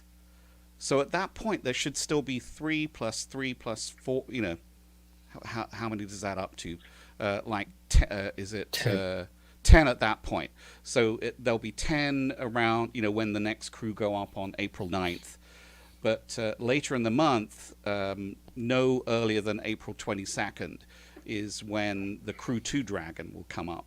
And at that point, there will be 11 crew members on the station for a little bit of a handover period between Crew 1 and Crew 2. So, it's fun and games as far as where everyone gets to sleep, because there are only a certain number of official bedroom compartments on the station, and with another crew member generally allowed to kip down in the crew Dragon space. So there'll be two of those. Obviously, bathrooms is another thing, right? When you have more people on the station, although they did just get a new toilet delivered, improved facilities. So they say, we'll see, still in the testing phase. Yeah. Was that the one designed by school children, or it was designed by like a project, educational project or something? No, I don't think I knew that. Read something. No, I'd read something about it. NASA they did kind of put out a call for the public to come up with unique space toilet designs. Like, hey, if you have a better idea, let us know. But this was not part of that. Okay, It does seem to be a pretty significant improvement. I went to the launch where they launched the toilet, because of course, you got to go see them launch the toilet. Sure. and this is not the school children one, but they did kind of put out a call because, it's a weird concept. It's a weird aspect of living in space, and someone might have an interesting idea. Who knows? Yeah, man. Yeah, I've always got to mention this because Scott Kelly mentioned it to me when I was on my second NASA social, and we were having a drink at Chelsea Wine Bar just outside Johnson Space Center. Hey. And there you go. And and I said, what's it like when you're in space and your twin brother is on the ground? Do you lord it up over him and just say, "Hey, brother, look where I am"? And he says, "Yeah, I do that a bit, but all it takes is for his brother to send a photo of a steak or a photo of a real toilet to bring me back down to the ground." And then he says, my comeback to him, well, at least being an astronaut, my poop turns into shooting stars, which is real story. And that's because their poop is, sealed, put into one of the resupply vehicles that burns up in the atmosphere over the Pacific. And yes, you can be on a ship in the middle of the Pacific, South Pacific Ocean, perhaps, looking up with your little Mai Tai or cocktail, and you'll see a shooting star, and then you'll wish on that shooting star, but you're actually wishing on astronaut poo. I mean, True hey, story. it's way more scenic than the methods of the Apollo era. For the 50th anniversary, of course, the Apollo guys were doing a lot of talks, and at one event I was at, they were, all of them brought up on stage, all the living Apollo astronauts, and the moderator was like, all right, like, if you guys could just tell me a story, that you maybe have not told before about what something weird about, being in space and these missions. And every single one of these guys told a story about pooping in space on the Apollo missions. And apparently, which I have to just kind of take them on their word for this one because there's no official documentation that I've found, but apparently, so they would bag it up, so to speak. I don't think I have to explain that one anymore. They would bag it up, so to speak, but they would, because they were, studying how their bodies were reacting and kind of how everything was going, they had to kind of put them outside, freeze them, but contain them and bring them back to be studied back on Earth. And apparently one of them took one of the chocolate pudding packets and tossed it into the bag of samples just to give that poor lab technician at NASA an absolute heart attack when they tested it. Because of course they did.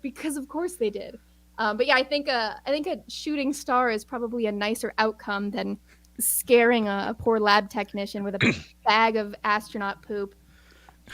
Wow, how did we get here? How did we get here? That's where we're at. You're welcome, Ron. You're welcome. We definitely did that. Eventually, it all comes down to poop. Astronaut poop. Yeah. So astronaut food, astronaut poop. That's Yeah. I mean, I only spent 2 weeks on an analog mission, and yeah, the bathroom situation and the eating situation, it is the hardest adjustment, and you never.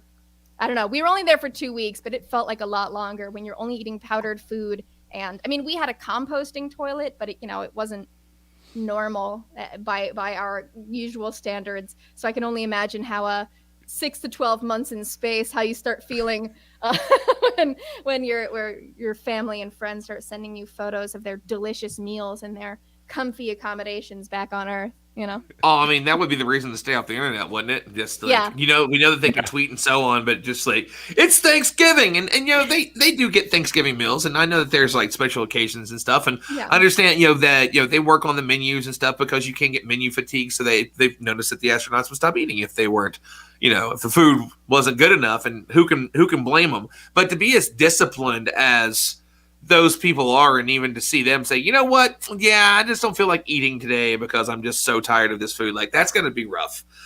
Whereas me, like, if you just gave me pizza every day, I think it'd probably be fine. I don't know if I've never like just sat and ate pizza day after day after day, but I don't know that I'd be mad about it if I was on day 5. I think Or Mike Italian Matthew, food. I would agree with you. Same Yeah. toppings every day. I mean, Yeah, I mean, you can just mess around, I guess. I mean, just send me like Switch it up. two pepperoni pizzas every day, and it'd be fine. Like McDonald's, you'd be sick in like 48 Pineapple. hours. But I think a yeah. good, solid, clean pizza, I think you'd be okay. Yeah, McDonald's, you'd be like sweating grease and like convulsing within a week. Like you get your vegetables, your grains, your dairy, you get it all. Yeah. You get everything You got a right little there. basil on top, you have your greens, you're fine. You're good to go. Yeah.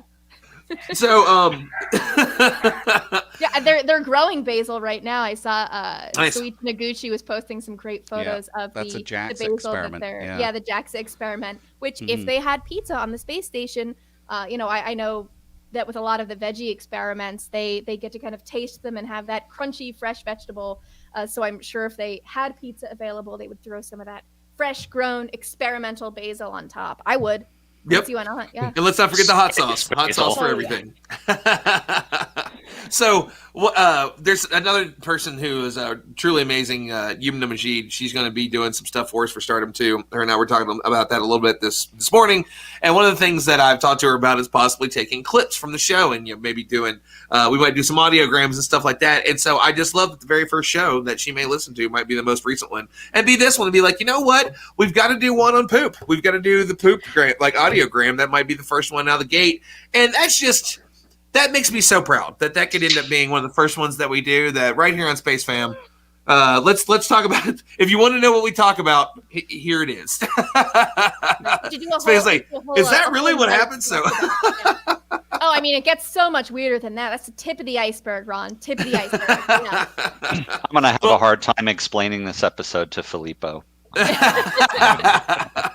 I don't know what we talked about. I don't remember what we talked about. Well, we didn't talk about the company. We talked about poop. Well, that's actually interesting. Poop. It's different. Space poop. It's different. Yeah. No, perfect. Well, I did kind of want to go to this real quick, Tom, is, with everything, kind of Michael was talking about utilizing telescopes for launches, and we've heard of other people doing that. Have you worked with anybody that's done that yet? And is that, do you have like a setup in mind that you would set somebody up with? Like, do you understand rocket launch photography enough to be able to say, hey, this would be best? Not optically, but we've talked to a couple of different rocket companies about using we have, our company kind of has two facades. We have the whole astrophotography passion that we pursue. And then we also have a company called Radio to Space, where we make turnkey radio telescopes and antennas and weatherproof mounts, and the mounts are fast enough to track rockets. So we've been talking to rocket companies that want to use our antennas to talk to vehicles on their way up and on their way down. We've been talking to universities that have CubeSat programs that are tired of trying to lease ground station time and want their own antenna. So we're talking to them. There's some exciting stuff going on with us in the space race. So you're talking about just the ground side of receiving telemetry and command and control, obviously, for a CubeSat. So you're just talking about having an antenna that is set to track that, like you would, say, the space station. Mm-hmm. So so they'll come to us with their custom frequency, and we'll develop the LNA for them and let them chat with their satellite on their registered frequency, and it's a new part of the business that we're very excited about. Okay, yeah, because there's a lot now. There's some stuff coming out in the open source domain where you can have, there's like a ground network for satellites that broadcast their telemetry and data in the clear, which some of them do. Obviously, you don't want to have anyone being able to command your systems to actually do something on your spacecraft. It's pretty extraordinary what you can do. And one of the things I loved doing just before we closed down with the COVID shutdown and everything is that we had a satellite tent at the Griffith Observatory star parties. Chelsea, you'll have to schedule coming along to those. That would be fantastic. Yeah. Yeah, and we're sounds terrible. Dozens of CubeSats and other satellites, many of which were actually built by people who were in the satellite tent with us. So some from Cal Poly San Luis Obispo, and one of the satellites going over could be the light sail. Others are other satellites that are downlinking some satellite imagery live as it's passing over us. And it's just so amazing what's now accessible in the public domain. Yeah, the Griffith actually reached out to us just before the pandemic about a 3-meter radio telescope, the Spider 300A, and then the pandemic hit. And now that things are hopefully going to start returning back to normal, hopefully they'll renew their interest and get back in touch with us. I'd love now that I'm here in Oceanside, I can go. They're like just a few hours north. I can go up there for any support issues or anything that they may need. So super. Yeah. So you're talking about this would be a literal radio telescope. They wanted to put a radio telescope on the roof of the Griffith. Wow. You could Cool. see from That the would be Hollywood sign, which would have been phenomenal. really cool. Cool. So hopefully they'll still reach out. I think that would be a great thing because they would have something to show during the daytime to their guests if they want it. I mean, it works if it's cloudy out, they can still have something to show to their guests. So it would be great Michael, for a or museum. Michael, you interested in going out and doing some shoots out on the West Coast anytime? Just hopping on a plane, taking your gear, and be like, oh, why not? Now, we haven't really had one recently, but, you know, do you want to travel and do some other shots? Because I think it was Sean Wilson was even mentioning it earlier from Northrop Grumman that she said you should come up to the next Antares launch at Wallops. She said it's a much more intimate experience than KSC. So do you want to get out there and travel a little bit more if you could? Like, is it something that you want to do? And I was going to say then while you're there, like literally everybody else on the show, Call me. except for me. I was going to say except for me is in that area. Yeah, I've been wanting to go to Wallops. Really? I mean, Just- I have some family in Virginia, so just to get out there and to see Wallops and to shoot the launches. I mean, even if I was on a public location, I hear you can get like almost like a little over a mile away from the pad, so it's pretty cool. Yeah, Wallops you can get pretty close, and I've been to most of the launches I've been to have been at Wallops, and it's such a great facility because it's kind of smaller. The people who work at Wallops, they really it's just easy to get access, and everyone's super nice. It's really a great time seeing a launch there, and you get great views. It's fantastic. And I mean, during normal times, you get to go into the HIF, the Horizontal Integration Facility, see the next rocket that's going to launch being assembled. Very cool. It's such a great cool. time. Yeah. Yeah, so my first launch was a Minotaur launch, Ooh. and those things move so fast. It was so incredible to watch, and they've never launched. They haven't launched another one since then, except the Orion abort test. So that one was like another Minotaur launch, but they haven't done others at the Cape. So I know Wallops has done a couple, and they probably have a few more lined up. But yeah, I would love to go up there and see some Minotaur launches as well as the Antares launches. Definitely. Hells yeah. yeah. Those are it's so much fun. You definitely should. I mean, it's not that close to Florida, but hey, it's a nice day trip drive, kind of, sort of weekend or so. But yeah, Wallops is such a great facility. Yeah. There you go. Love for Wallops. And we do actually have sorry, go ahead, Chelsea. No, I was just saying, completely unrelated to space and science. On the island, there is a little ice cream shop called Island Creamery, and whenever there is a launch happening, they have a special flavor that they put out just for rocket launches. It's called Rocket Fuel, and it's like a super spicy chocolate ice cream, and it's just fun. It's such a cute town. It's great. There's Very wild cool. ponies. It's a great time. Yeah. Well, now I'm hungry. So, Yeah. On some rocket we've fuel. only got 23 minutes left, so I think I'm going to be ordering from Postmates once we get off. So I want to go to some of the comments that are on. People have been having a ball on my personal Facebook page. There's some really funny ones on here. Everybody's talking about the conversation taking a turn with the poop. Dustin Gibson from CEO of OPT is like, this conversation took a turn. Dustin. Mac Malcali was picking on me. You had one I job, love Ron. Dustin. you can't not love Dustin, man. I can't wait to come out there and hang out with you all. He's supposed Beth to go Munn. wavelength with us tomorrow night. He's supposed to show up. Oh, well, and Mac actually said that he was going to buy you your first beer. I think he's going to come out too. So looks like you're going to have some OPT people at Wavelength Brewery. Yeah, so if you all are in the area, if you're in that that San Diego to Oceanside area and you're Space Fan people, it looks like you're going to have some awesome folks. 4 p.m. Tomorrow. Pacific time, obviously. 4 p.m. your time. Wavelength, yeah.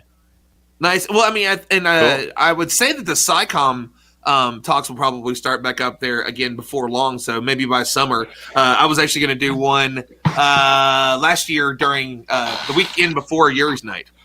What was that? I heard like a crazy sound. Like, Liam, did your green screen fall over? What was that? I don't know what it was. I just heard it. Vlad was like, wait, what just happened? That's not me. There's nobody else. My roommate's asleep. Like, what's going on? So get out there, check it out. And I wouldn't be shocked. Like, Liam, you've got your ISS above there.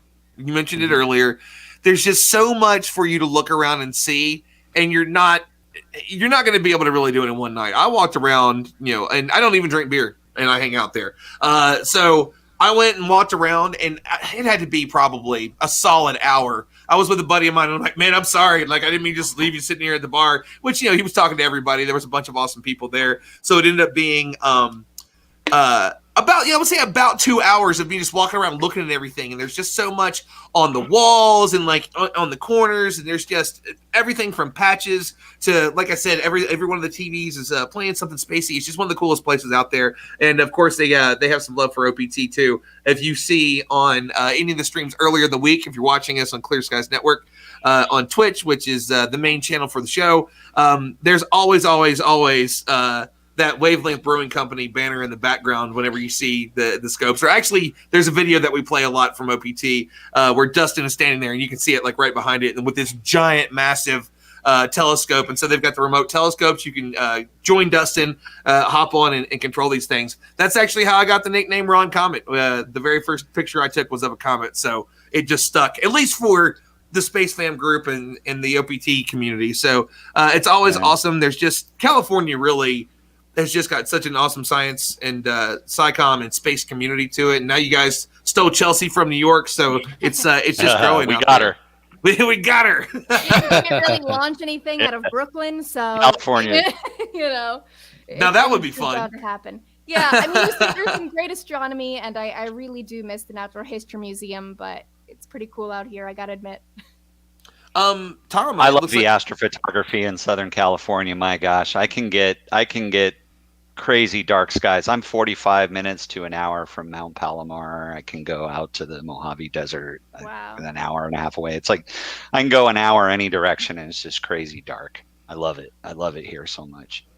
And it's beautiful. Honestly, I went to Oceanside to go visit a friend before I went to Yuri's Night 2 years ago, and just absolutely fell in love with that town. I had no idea. I didn't really know about OPT yet. So it was one of those things that it wasn't very long after I was there when I started like talking to some folks, and then eventually, Dustin started doing all those live streams that led to the Clear Skies Network, and I was on a bunch of that stuff with him, and controlling telescopes and all that fun stuff. And then I'm like, man, there's all these people out there. I had no idea were there. Like I could have hung out with them. Now I did end up meeting Ian. Ian at the time was still there, and he was actually at the bar whenever I went to Wavelength, and so that was really cool. That was really Ian's kind of the beginning. Tomorrow night. Ian's coming tomorrow night. Okay, because him and Kat are both in town right now, right? So that's awesome. That's kind man. of what started this whole thing. Was I wanted to see him, so I was like, Ian, we got to get together. We have to go see him. Fantastic. Yeah, we're gonna go to Wavelength. Yeah. And we actually have a question for you, good sir. And let me find it. Gary Varney he works for OPT now, which is awesome. Great job, like snatching him up over at OPT. Tell us about the technology behind the Eagle hardware, and maybe give a breakdown of what the Eagle is first for those that don't know. I know we touched on it a little bit, but maybe a little bit more in depth. Sure. Yeah.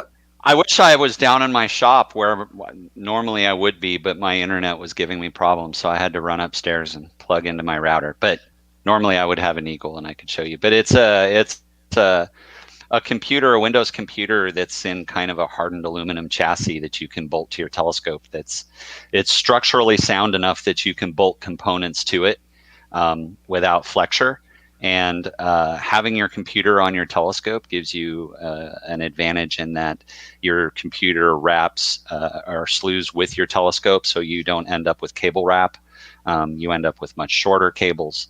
Nice. The Eagle also does 12-volt power distribution, so you can power all of your devices like your cameras, rotators, focusers, even your mount if it runs off a 12-volt power. You can run off of the Eagle. So very short power cables. The new Eagle has a GPS antenna in it for accurate location data and date and time settings when you're out in the field. All kinds of goodies. There's a dark sky meter built in now. You can tell when it's astro dark without having to be outside. Wireless control. Basically, the whole premise of the Eagle is that it's on your telescope doing what you need, and then you connect wirelessly from a laptop or an iPad and control it from the comfort of your home or inside your vehicle where it's safe. That's what I do. I set it up and image from my Jeep. But it's just it's a device that simplifies so much. It was the groundbreaking device for me that changed everything. Nice. Yeah. Yeah. We sent an Eagle to Gary to use. We really love his lunar photography. That dude's like a lunar monster. That guy. It's insanity. He was on recently. Yeah. And Filippo, our CEO, his training is, he's a lunar geologist. Like he's a moon guy, so he loves Gary's work too. And I thought Gary would be able to speak very well to Prima Luce, so we got him into an Eagle, and now he's exploring the benefits of having everything there on his telescope too. So we're glad to have him. I love Gary. Yeah, and Gary is an awesome guy. We've been friends for a while, and I remember seeing some of his stuff, and I was just in awe of it. I'm like, I can't believe you're doing that in your backyard from Florida. Like some of that. Yeah, and, he's in Florida. Like, yeah, you're not in orbit anywhere around the moon? What are you doing? That's exactly right, and that's what's amazing. So if you go back and you watch that show, you can go check it out. Our YouTube channel. All the shows live there, and it's in season 2. And you look at it, and you're just like, I've seen pictures of telescopes from space, and this looks similar to that. Like, I have seen some detail in some of his stuff of like Mars and Jupiter that I cannot believe is done in a backyard. Like, it's backyard astronomy in Florida. Yeah. It's unreal. It's absolutely unreal. Like, I show it to people all the time. Like, if you don't know about Gary's work, like, you've got to go see it, because while he loves space and science, he's not super outwardly vocal about it. Like, he's not like, trying to, like shove it down your throat in any way, shape, or form, which I'm completely fine with if you're talented. Like, show me 6 pictures a day if you're awesome at it. And he really is. And so you see this stuff and you're just like, oh my God, how did you do that? I want to just sit and watch him work and just take as many notes as I can. It'd be very similar to, watching Michael do a rocket launch, be like, okay, I'm just going to hit record and I'm just going to watch this 100 times over. My name is Michael Caine, and this is my masterclass. Gary has buddies at NASA that like call him up and challenge him, like, we need a picture of this crater. Go get it. And he's seriously. like, wow. He actually, that's actually what ended up happening. He had a gentleman that came on our show to talk about some stuff. He works for NASA, and whenever he came on, like, they became friends because of some of that stuff. I think that he had actually reached out to Gary and said, hey, listen, we want to use some of your stuff. For this thing. So they ask him to use his stuff as presentation material at NASA. That's how good it is. It's ridiculous, man. It's just absolutely ridiculous. And it's just, it's what he was doing on the side before he just started working for OPT like a month ago. Like a month or two ago. I got him that job at OPT. I got him and Wow. OPT hooked up. I'm like, you need to work for OPT, dude. You just need to. Yeah. I mean, that's definitely, I would. I love what I do now, but let me tell you, if something ever came up and I could go work for OPT and live in Oceanside or just that area, like, it is a paradise. Like, so I'm telling OPT, treasure. They need to bring Gary out for like a meeting or something, and then he can just he can stay here and crash with me. There you go, Gary. You have an invitation to go to the coast, and I know you watch a lot of the shows, man. So if you're listening. Actually, he directly messaged me earlier. He's like, "Where's it out on YouTube?" So hopefully you're watching, Gary. If you didn't, I didn't get to throw that link over to you. Work just trip. going back and forth. But yes, you need a work trip. I'm sure that will happen sometime soon. I'm sure that he will come out to visit. So, I think that we got. Hold on one second. We just got a few more. Sorry, just going through all the stuff here. Matt, I did tell you that Max said that he was going to meet you at Wavelength tomorrow. Just making sure I get through all the comments. I hate missing anything. Beth Mund is on her way. So she says she's watching from the car as the family and I drive from Chicago to Texas to see our family for the first time in 2 years. Love this show. Beth, thank you. If you don't know Beth does Casual Space. She's hopped in on the show before. She did a great job co-moderating and facilitating conversations for the Perseverance launch that I did, the partnership between Janet's Planet, Explore Mars, Space Foundation Stardom. We all kind of had that stream together and had just amazing guests from all over. We did, wait, hold on a second. Was it 12 hours? Like a 12-hour stream? The first 4 hours we weren't actually on. Yeah, we were showing actually I think it was the first 6 hours. The first 4 or 6 hours, I can't remember now. We weren't actually on, but we had all the past events that Explore Mars and Space Foundation had done around the conversations of what was going to happen with Perseverance. But Beth ended up coming on, doing wonderful work as she always does. Rod Pyle from at Astro Magazine, National Space Society was on with us. Chris Carberry. We had obviously some of the wonderful people at Space Foundation came on to talk about all that we were doing. Love that stream. It's a long stream, but if you get a chance, you want to go back and see all of us nerd out. We had incredible guests, Tanya Harris and Emily Calandrelli. We just had the bee's knees, the best of the best on there. So love getting to do these streams with awesome people. And as we start to wrap up, what I want to do with the last 10 minutes is I want to go around to everybody, let them give their final thoughts, where you can find them on social media or their companies or all the stuff that they're doing. So that way you can follow them and check up on them and see all the stuff that they're up to. And Michael, we're going to start with you first. Again, thank you, man, for reaching out and discussing us collaborating together. I'm always excited whenever I get to work with people of your caliber level, and I'm always shocked when it happens. I love that started us to that level, that we can work with so many great people. So we're excited to welcome you to the team and work with you. So let everybody know your final thoughts, where they can find you. Yeah, thanks, Ron. Yeah, I do. Just excited to work with you guys and to be part of the team. Looking forward to meeting some of the other writers and some of the other people you're working with. So definitely excited what's going to come. And there's so much more space going out there with Crew 2, OFT 2 happening. We got another Falcon Heavy coming. All sorts of launches that are lining up here at the Space Coast. So definitely a lot of excitement, a lot of content that's going to be coming out. So really looking forward to all that. But so I'm primarily on Facebook and Instagram and Twitter. You can follow me here. You see my name, MD Kane Jr. or Cold Life Photography on Facebook. But yeah, that's I'm sure as more and more launches come out, you'll see a couple of my pictures every now and then. So I'm looking forward to these launches and working with you, Ron. Thanks for having me. Absolutely, Thanks. man. It was awesome to have you on. We actually talked about this a few weeks back, and that conversation about him coming on is when we started discussing collaborating. So I'm excited for that, and I can't wait to see what comes of it. I know Heidi's going to have fun. It's just you technically get Heidi paid more because every article she writes, she goes per article. So whenever you're sending her stuff from the launches, I'm sure that she'll be very happy about that. Hey, I'm ready. And she always does a wonderful job. Liam, let's go to you next. You mentioned a little bit earlier, if you come and see me at the Discovery Center, Space Foundation Discovery Center, you can see the ISS above. If you're here in Colorado Springs, Colorado, in any area, you want to come down and visit, you're always welcome to come and see me. If I'm there, if I'm up in the studio or something like that, just get a hold of me. Let me know that you're coming. We got Austin Barnard. He's going to be coming up here soon. So we always have friendly faces. Liam, actually, he and his wife drove down from Denver. They were in town for an event and came down, said hi, donated it, and people love that thing, man. It's rare to not see people sitting and staring at it. Is that real? Kids get that. We get that a lot from kids. Is that real? Yeah, man, that's real. Isn't it awesome?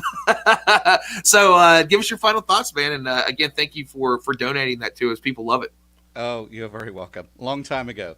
They last a long time and don't cost very much either. So if you want to check out ISS Above, go to issabove.com. And if you already have a Raspberry Pi, you can purchase the download image and get what you're seeing behind me and the other stuff I've been sharing coming up to a screen near you anytime. The other thing, I hope it's okay if I mention this in closing. I'll be one of the sort of behind-the-scenes exhibitor supporters for Yuri's Night, the global stream that's happening on April the 10th. So do check that out. Just Google Yuri's Night, and I'm sure you'll find it. I think the Space Foundation is doing their own the following weekend as well. Yes, we sure are. Celebrating a very important milestone. 50 years since Yuri Gagarin launched, 20 years of Yuri's Night is happening. So 40 years since the shuttle. There you go, 40 years since the shuttle. All of those. Three major ones, are all, and so check all that out too. And my focus is always about having people be inspired with live views from the only place in space where human beings are living right now. Hopefully that will change in the future, but getting this overview effect for people on the ground is what I want to empower. So there'll be more news about that coming up. In particular, some new camera systems that a project I'm involved with is getting very close to pushing the go button in terms of actually having it happen. And when that happens, these views will be 4K from the space station on a commercial platform. Nice. Dude, I'm so stoked for that. And that's been something that you have really been, excited about for a long time. We've been friends for what, 4 or 5? It's been like 4 or 5 years now. I can't even remember when we first met. I can't believe it's been that long. The years since I fell in love with the space industry and doing all this stuff has absolutely just flown by. Like, I was in my early 30s and I'm 40 in a few months, and I just can't believe it all happened that quickly. Like, I woke up and I'm like, because it's always awesome. There's always something else going on. And, people will see me post about it on Facebook a lot, that I'm not complaining when I'm saying that I work those 10, 12, 14-hour days. I'm like, there's just so much going on. There's so many awesome people to talk to. And plus, it keeps me out of trouble. Like, if I'm talking to space people at night, then I'm not going to, just be wasting time on Netflix or, it's like, and downtown hanging out with buddies or anything. I'm actually, I'm getting stuff done. And that's how these conversations happen. Like, had I not reached out to Michael, who knows if we would have had that conversation, at least at this time, about him coming on the team, or just like, Chelsea, I don't even remember what it was not too long ago. We ended up connecting for something. I think, what was it? What was the first one? We were going to do something. I cannot remember.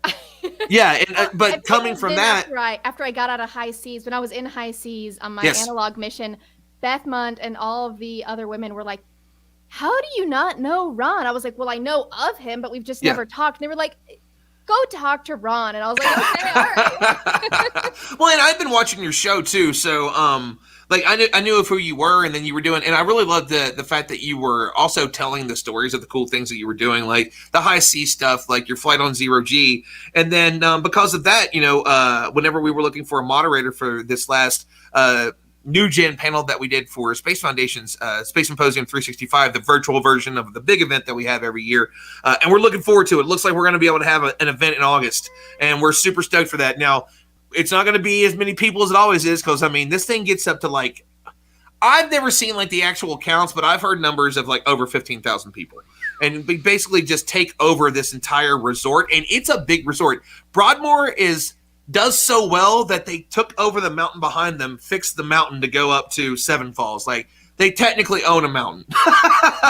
It's absolutely beautiful. It's one of those things that when you see it, you're like, this is amazing. And it's attached, and there's a restaurant up there, so it can be like all romantic and such. But, being able to have her on there as a moderator, you just never know when these conversations are going to happen to lead to something. If I didn't know Liam, I wouldn't have went to Planetary Society, wouldn't have had that cool video with Bill. Tom, I'm sure that we will end up at Wavelength Brewing next time I'm out there. I can't wait to have, like, the space crew there.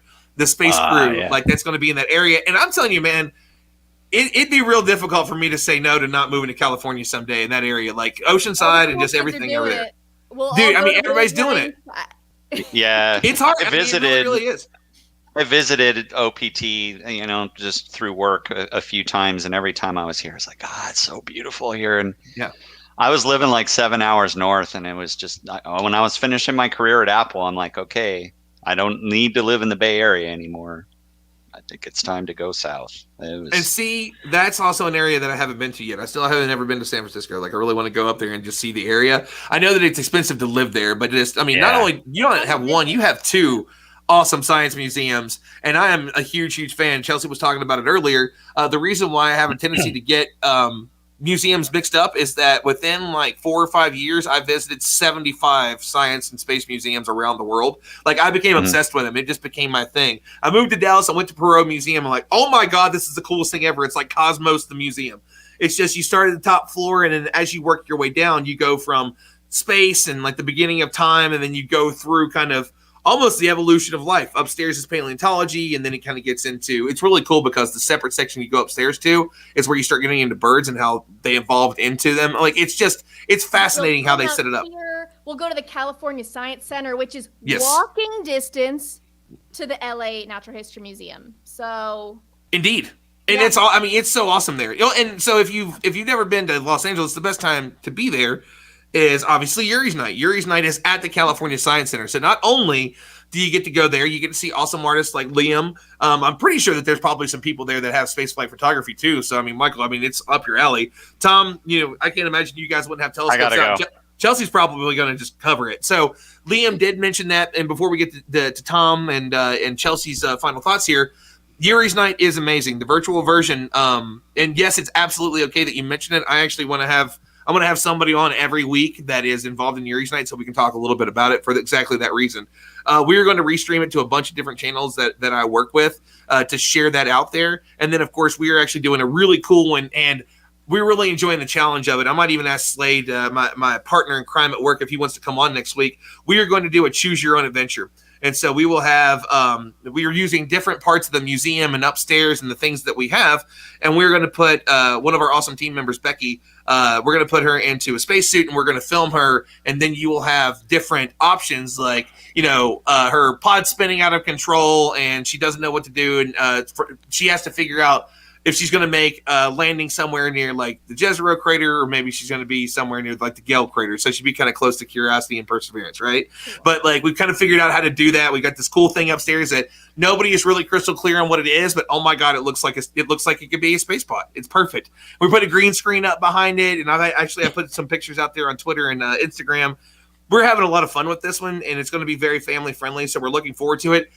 That will be nothing like the Yuri's Night the week before, which is going to be just a super awesome thing. We've been doing the Dream Team stuff on those get-togethers and chatting with everybody. And it's so cool to see the behind-the-scenes team that's putting this all together. You get on this Zoom call, and it's just the who's who of the space industry. And like, oh, hey, there's Tim Dodd, there's Hillary Coe, and there's, like, obviously, Loretta's running it, and like, the team from Yuri's Night. And it's just all these people that you know and you love that are just telling the stories of space. And it's so cool to see it. And there's so many different pieces that are coming to it. So Yuri's Night is going to be virtual this year. Check it out. Tickets are available all the way up to the VVIP tickets. And the boxes that they are putting together with just the cool alcohol and all that stuff that's in it is going to be just absolutely stellar. So you got 2 weekends of Yuri's Night coming up next month. Check out discoveredspace.org and you can find all the details for Yuri's Night for us. And then Yuri's Night, I think it's just Yuri's Nights.org, right? .org. Yes. Am I in? Yeah, I think I'm pretty sure they've got different, lots of different ways of getting there. Basically, I've got .net, and I think that's one of them. So there you go. Go check it out. You're definitely going to love it. Like 40,000 people watched it last year. It was crazy. So let's get into it. With our last 2 guests here, and kind of give them a chance to give their shout outs and all the stuff that they do. So Chelsea, we already kind of touched on a little bit, but share with everybody where they can find you, any final words of wisdom that you may have, and anything like that, music, all the fun stuff. Sure. Well, I'm also very excited about Yuri's Night. I'll obviously be covering it for space.com. Hope to, at some point in the future, maybe get involved as a musician, because it's always a fun music party, and music and space are the 2 things I do. But so, if you want to check out my articles, or just check out all the articles at space.com, it's in the name, space.com. That's literally it. And we are constantly publishing anything and everything you want to know about what's happening in space, what's happening in science related to space, etc. We're probably covering it. So feel free to check that out at space.com. I often share my work. As you can see, my Twitter handle down below. Or if you want to just follow me there, interact with me, ask me questions. Also on space.com, on our YouTube and Facebook and other channels. Every week I have that show Space Chat. I'm always taking suggestions for topics for episodes, what people want to hear about, questions they have, weird questions about space you want answered. I'm always collecting those and bringing those into the videos. So don't be shy to reach out with your weird questions or suggestions. And if you're interested in the music that I make, you can find me on Spotify, Apple Music, Tidal, Bandcamp, SoundCloud, whatever music service you use. I am on there. My music's on TikTok, all the things. So just search Foxanne, and don't hesitate to reach out over social media, or whatever. If you have a question or suggestion, or you just want to let me know how much you also love space and music. And if you ever get a chance to go to the Natural History Museum in New York, go to the Hall of Meteorites and read it. Read the cool things and play the games that I helped design, and tell me how fun it was. I'll be honest, I had misheard what you said earlier, and I thought you said the Hall of Media Rights, and I'm like, wow, media rights. Like, is there like a little liberty? less exciting. Yeah, I was like, and I misheard. I'm like, that's not what she said. Like, there's not a hall there. I've been there so many times. I'm like, maybe they're just getting more into, maybe they want to share a little bit more about liberty. I don't know. No, it was in addition to the Hall of Meteorites. It is media rights. Media rights, you know what I mean? It's like that's what you said, but I just didn't hear it correctly. Oh my god! I think you got a typo in your head. Well, there's my favorite rocket photographer, Mike O'Kane. Yeah, right. So, if what Thomas referred to, I mentioned it earlier. There's a really great Honest trailer, and it's late enough that I think we're okay. Honest Trailers does amazing stuff. If you've never seen it, they're very, very funny, and they break down movies, even movies that they absolutely adore, and they pick them apart, but they also have a really good time with them. And Michael Caine pops up, and because of his thick accent that he has, they call him Mike O'Kane. And it's just, you can't unhear it if you ever hear Michael say his name. So it was a running joke a little bit before the show. So it's like, wait, what did Tom just say? That's what he's referencing to, just in case. Yeah. I want to thank Michael for his photography. I love it. I'm a big fan. I love it. Thank you. For real. Thank you, Michael. I mean, everybody here is just doing such awesome work. That's a lot of work. I know that's a lot of work. And I dig it. But I mean, Tom, it's your turn. So give us a breakdown where people can find you and what all you're doing, the websites and social media and all that fun stuff. Absolutely. You can find the company at primaluchalab.com or our alternate ego radio, the number 2 space.com to see our radio telescope offerings. I'm really happy to be working with this company here in the United States, and I think we're gonna do great things here. If you're in Southern California and you want an image, reach out to me. I'm on Facebook, pretty active on Facebook. Hit me up there, and thanks for having me on. I very much appreciate it, Ron.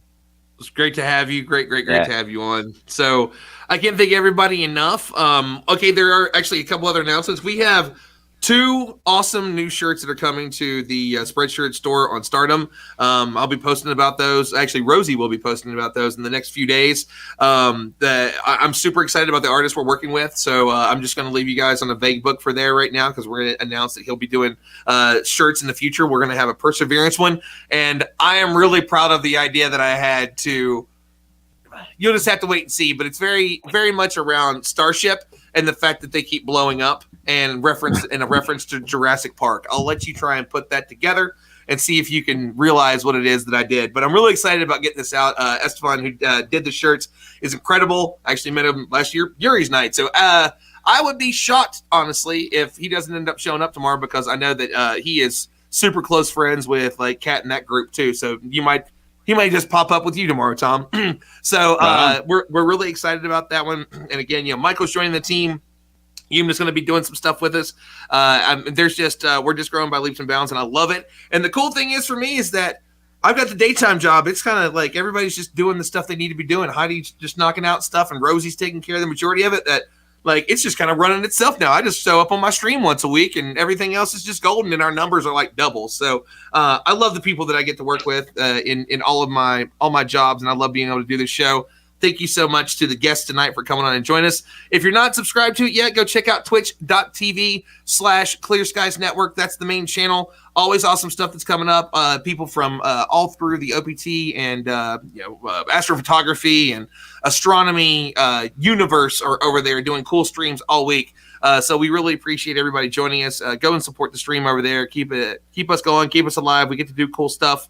And love it. We are going to skip next week because it's Easter. A lot of people have been mentioning already that they've kind of got they've got a lot going on. So there's not really anybody that's free. It's family time. We completely understand. So we'll be back the following week. And it looks like we're going to do a show with a bunch of people that have created the patches for flights over the years. So Tim Gagnon obviously will be on there, and he's reaching out to some other folks. So I'm really excited about it because I love Tim's work, and he always does incredible stuff. He did the patches for us for the student astronaut finalists from a few years ago. So to have my name on some of Tim's work to me is just makes my heart go pitter patter. So love that guy, and I can't wait to talk to all those folks. So we'll see. Like Michael's like, bam, got one right here.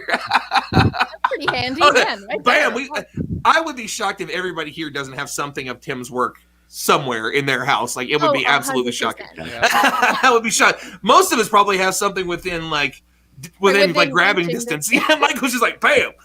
He had no idea I was going to mention him. So once again, thank you all for joining us tonight. We'll see you all in 2 weeks. Everybody have a great. Is it really Easter already? I mean, it's Passover today, so I know, right? Yeah. It's just like Passover. So yeah, and I don't know exactly the right way. Do you just say happy Passover? Is that Yeah. is it just a guess, happy huh? Passover? Well, Happy Passover, yeah. Happy Okay. Passover, happy Pesach. Yeah, I came right here from my two different laptops, Zoom Seders, which is just it's chaos. It's chaos. It's just And it's the chaos. worst because the best part of going to a Passover Seder is the food. Matzo ball soup, matzo brie, macaroons, all the good treats. And None now of it's my that. dad quoting Virtual. Charlton Heston, Yeah. It's my dad quoting Charleston Heston. Perfect. Absolutely perfect. Oh, man. I love it. So happy Passover to those of you that celebrate, and happy Easter to those of you that celebrate too. And hope you get maybe some people might have some gatherings and get together. And if you do, please be safe, mask up. To all the people out there getting your shots right now, congratulations, man. It looks like we're going to see the world a little bit again and start seeing each other. And I can't wait to see you all in person, man. I miss people, man. I love the space fam, love the space industry. So can't wait to hang out with you all soon. Thank you, everybody, for joining us. And we'll see you in 2 Saturdays. Night, everybody. Take care, Night. everyone. Thank you. Bye, guys.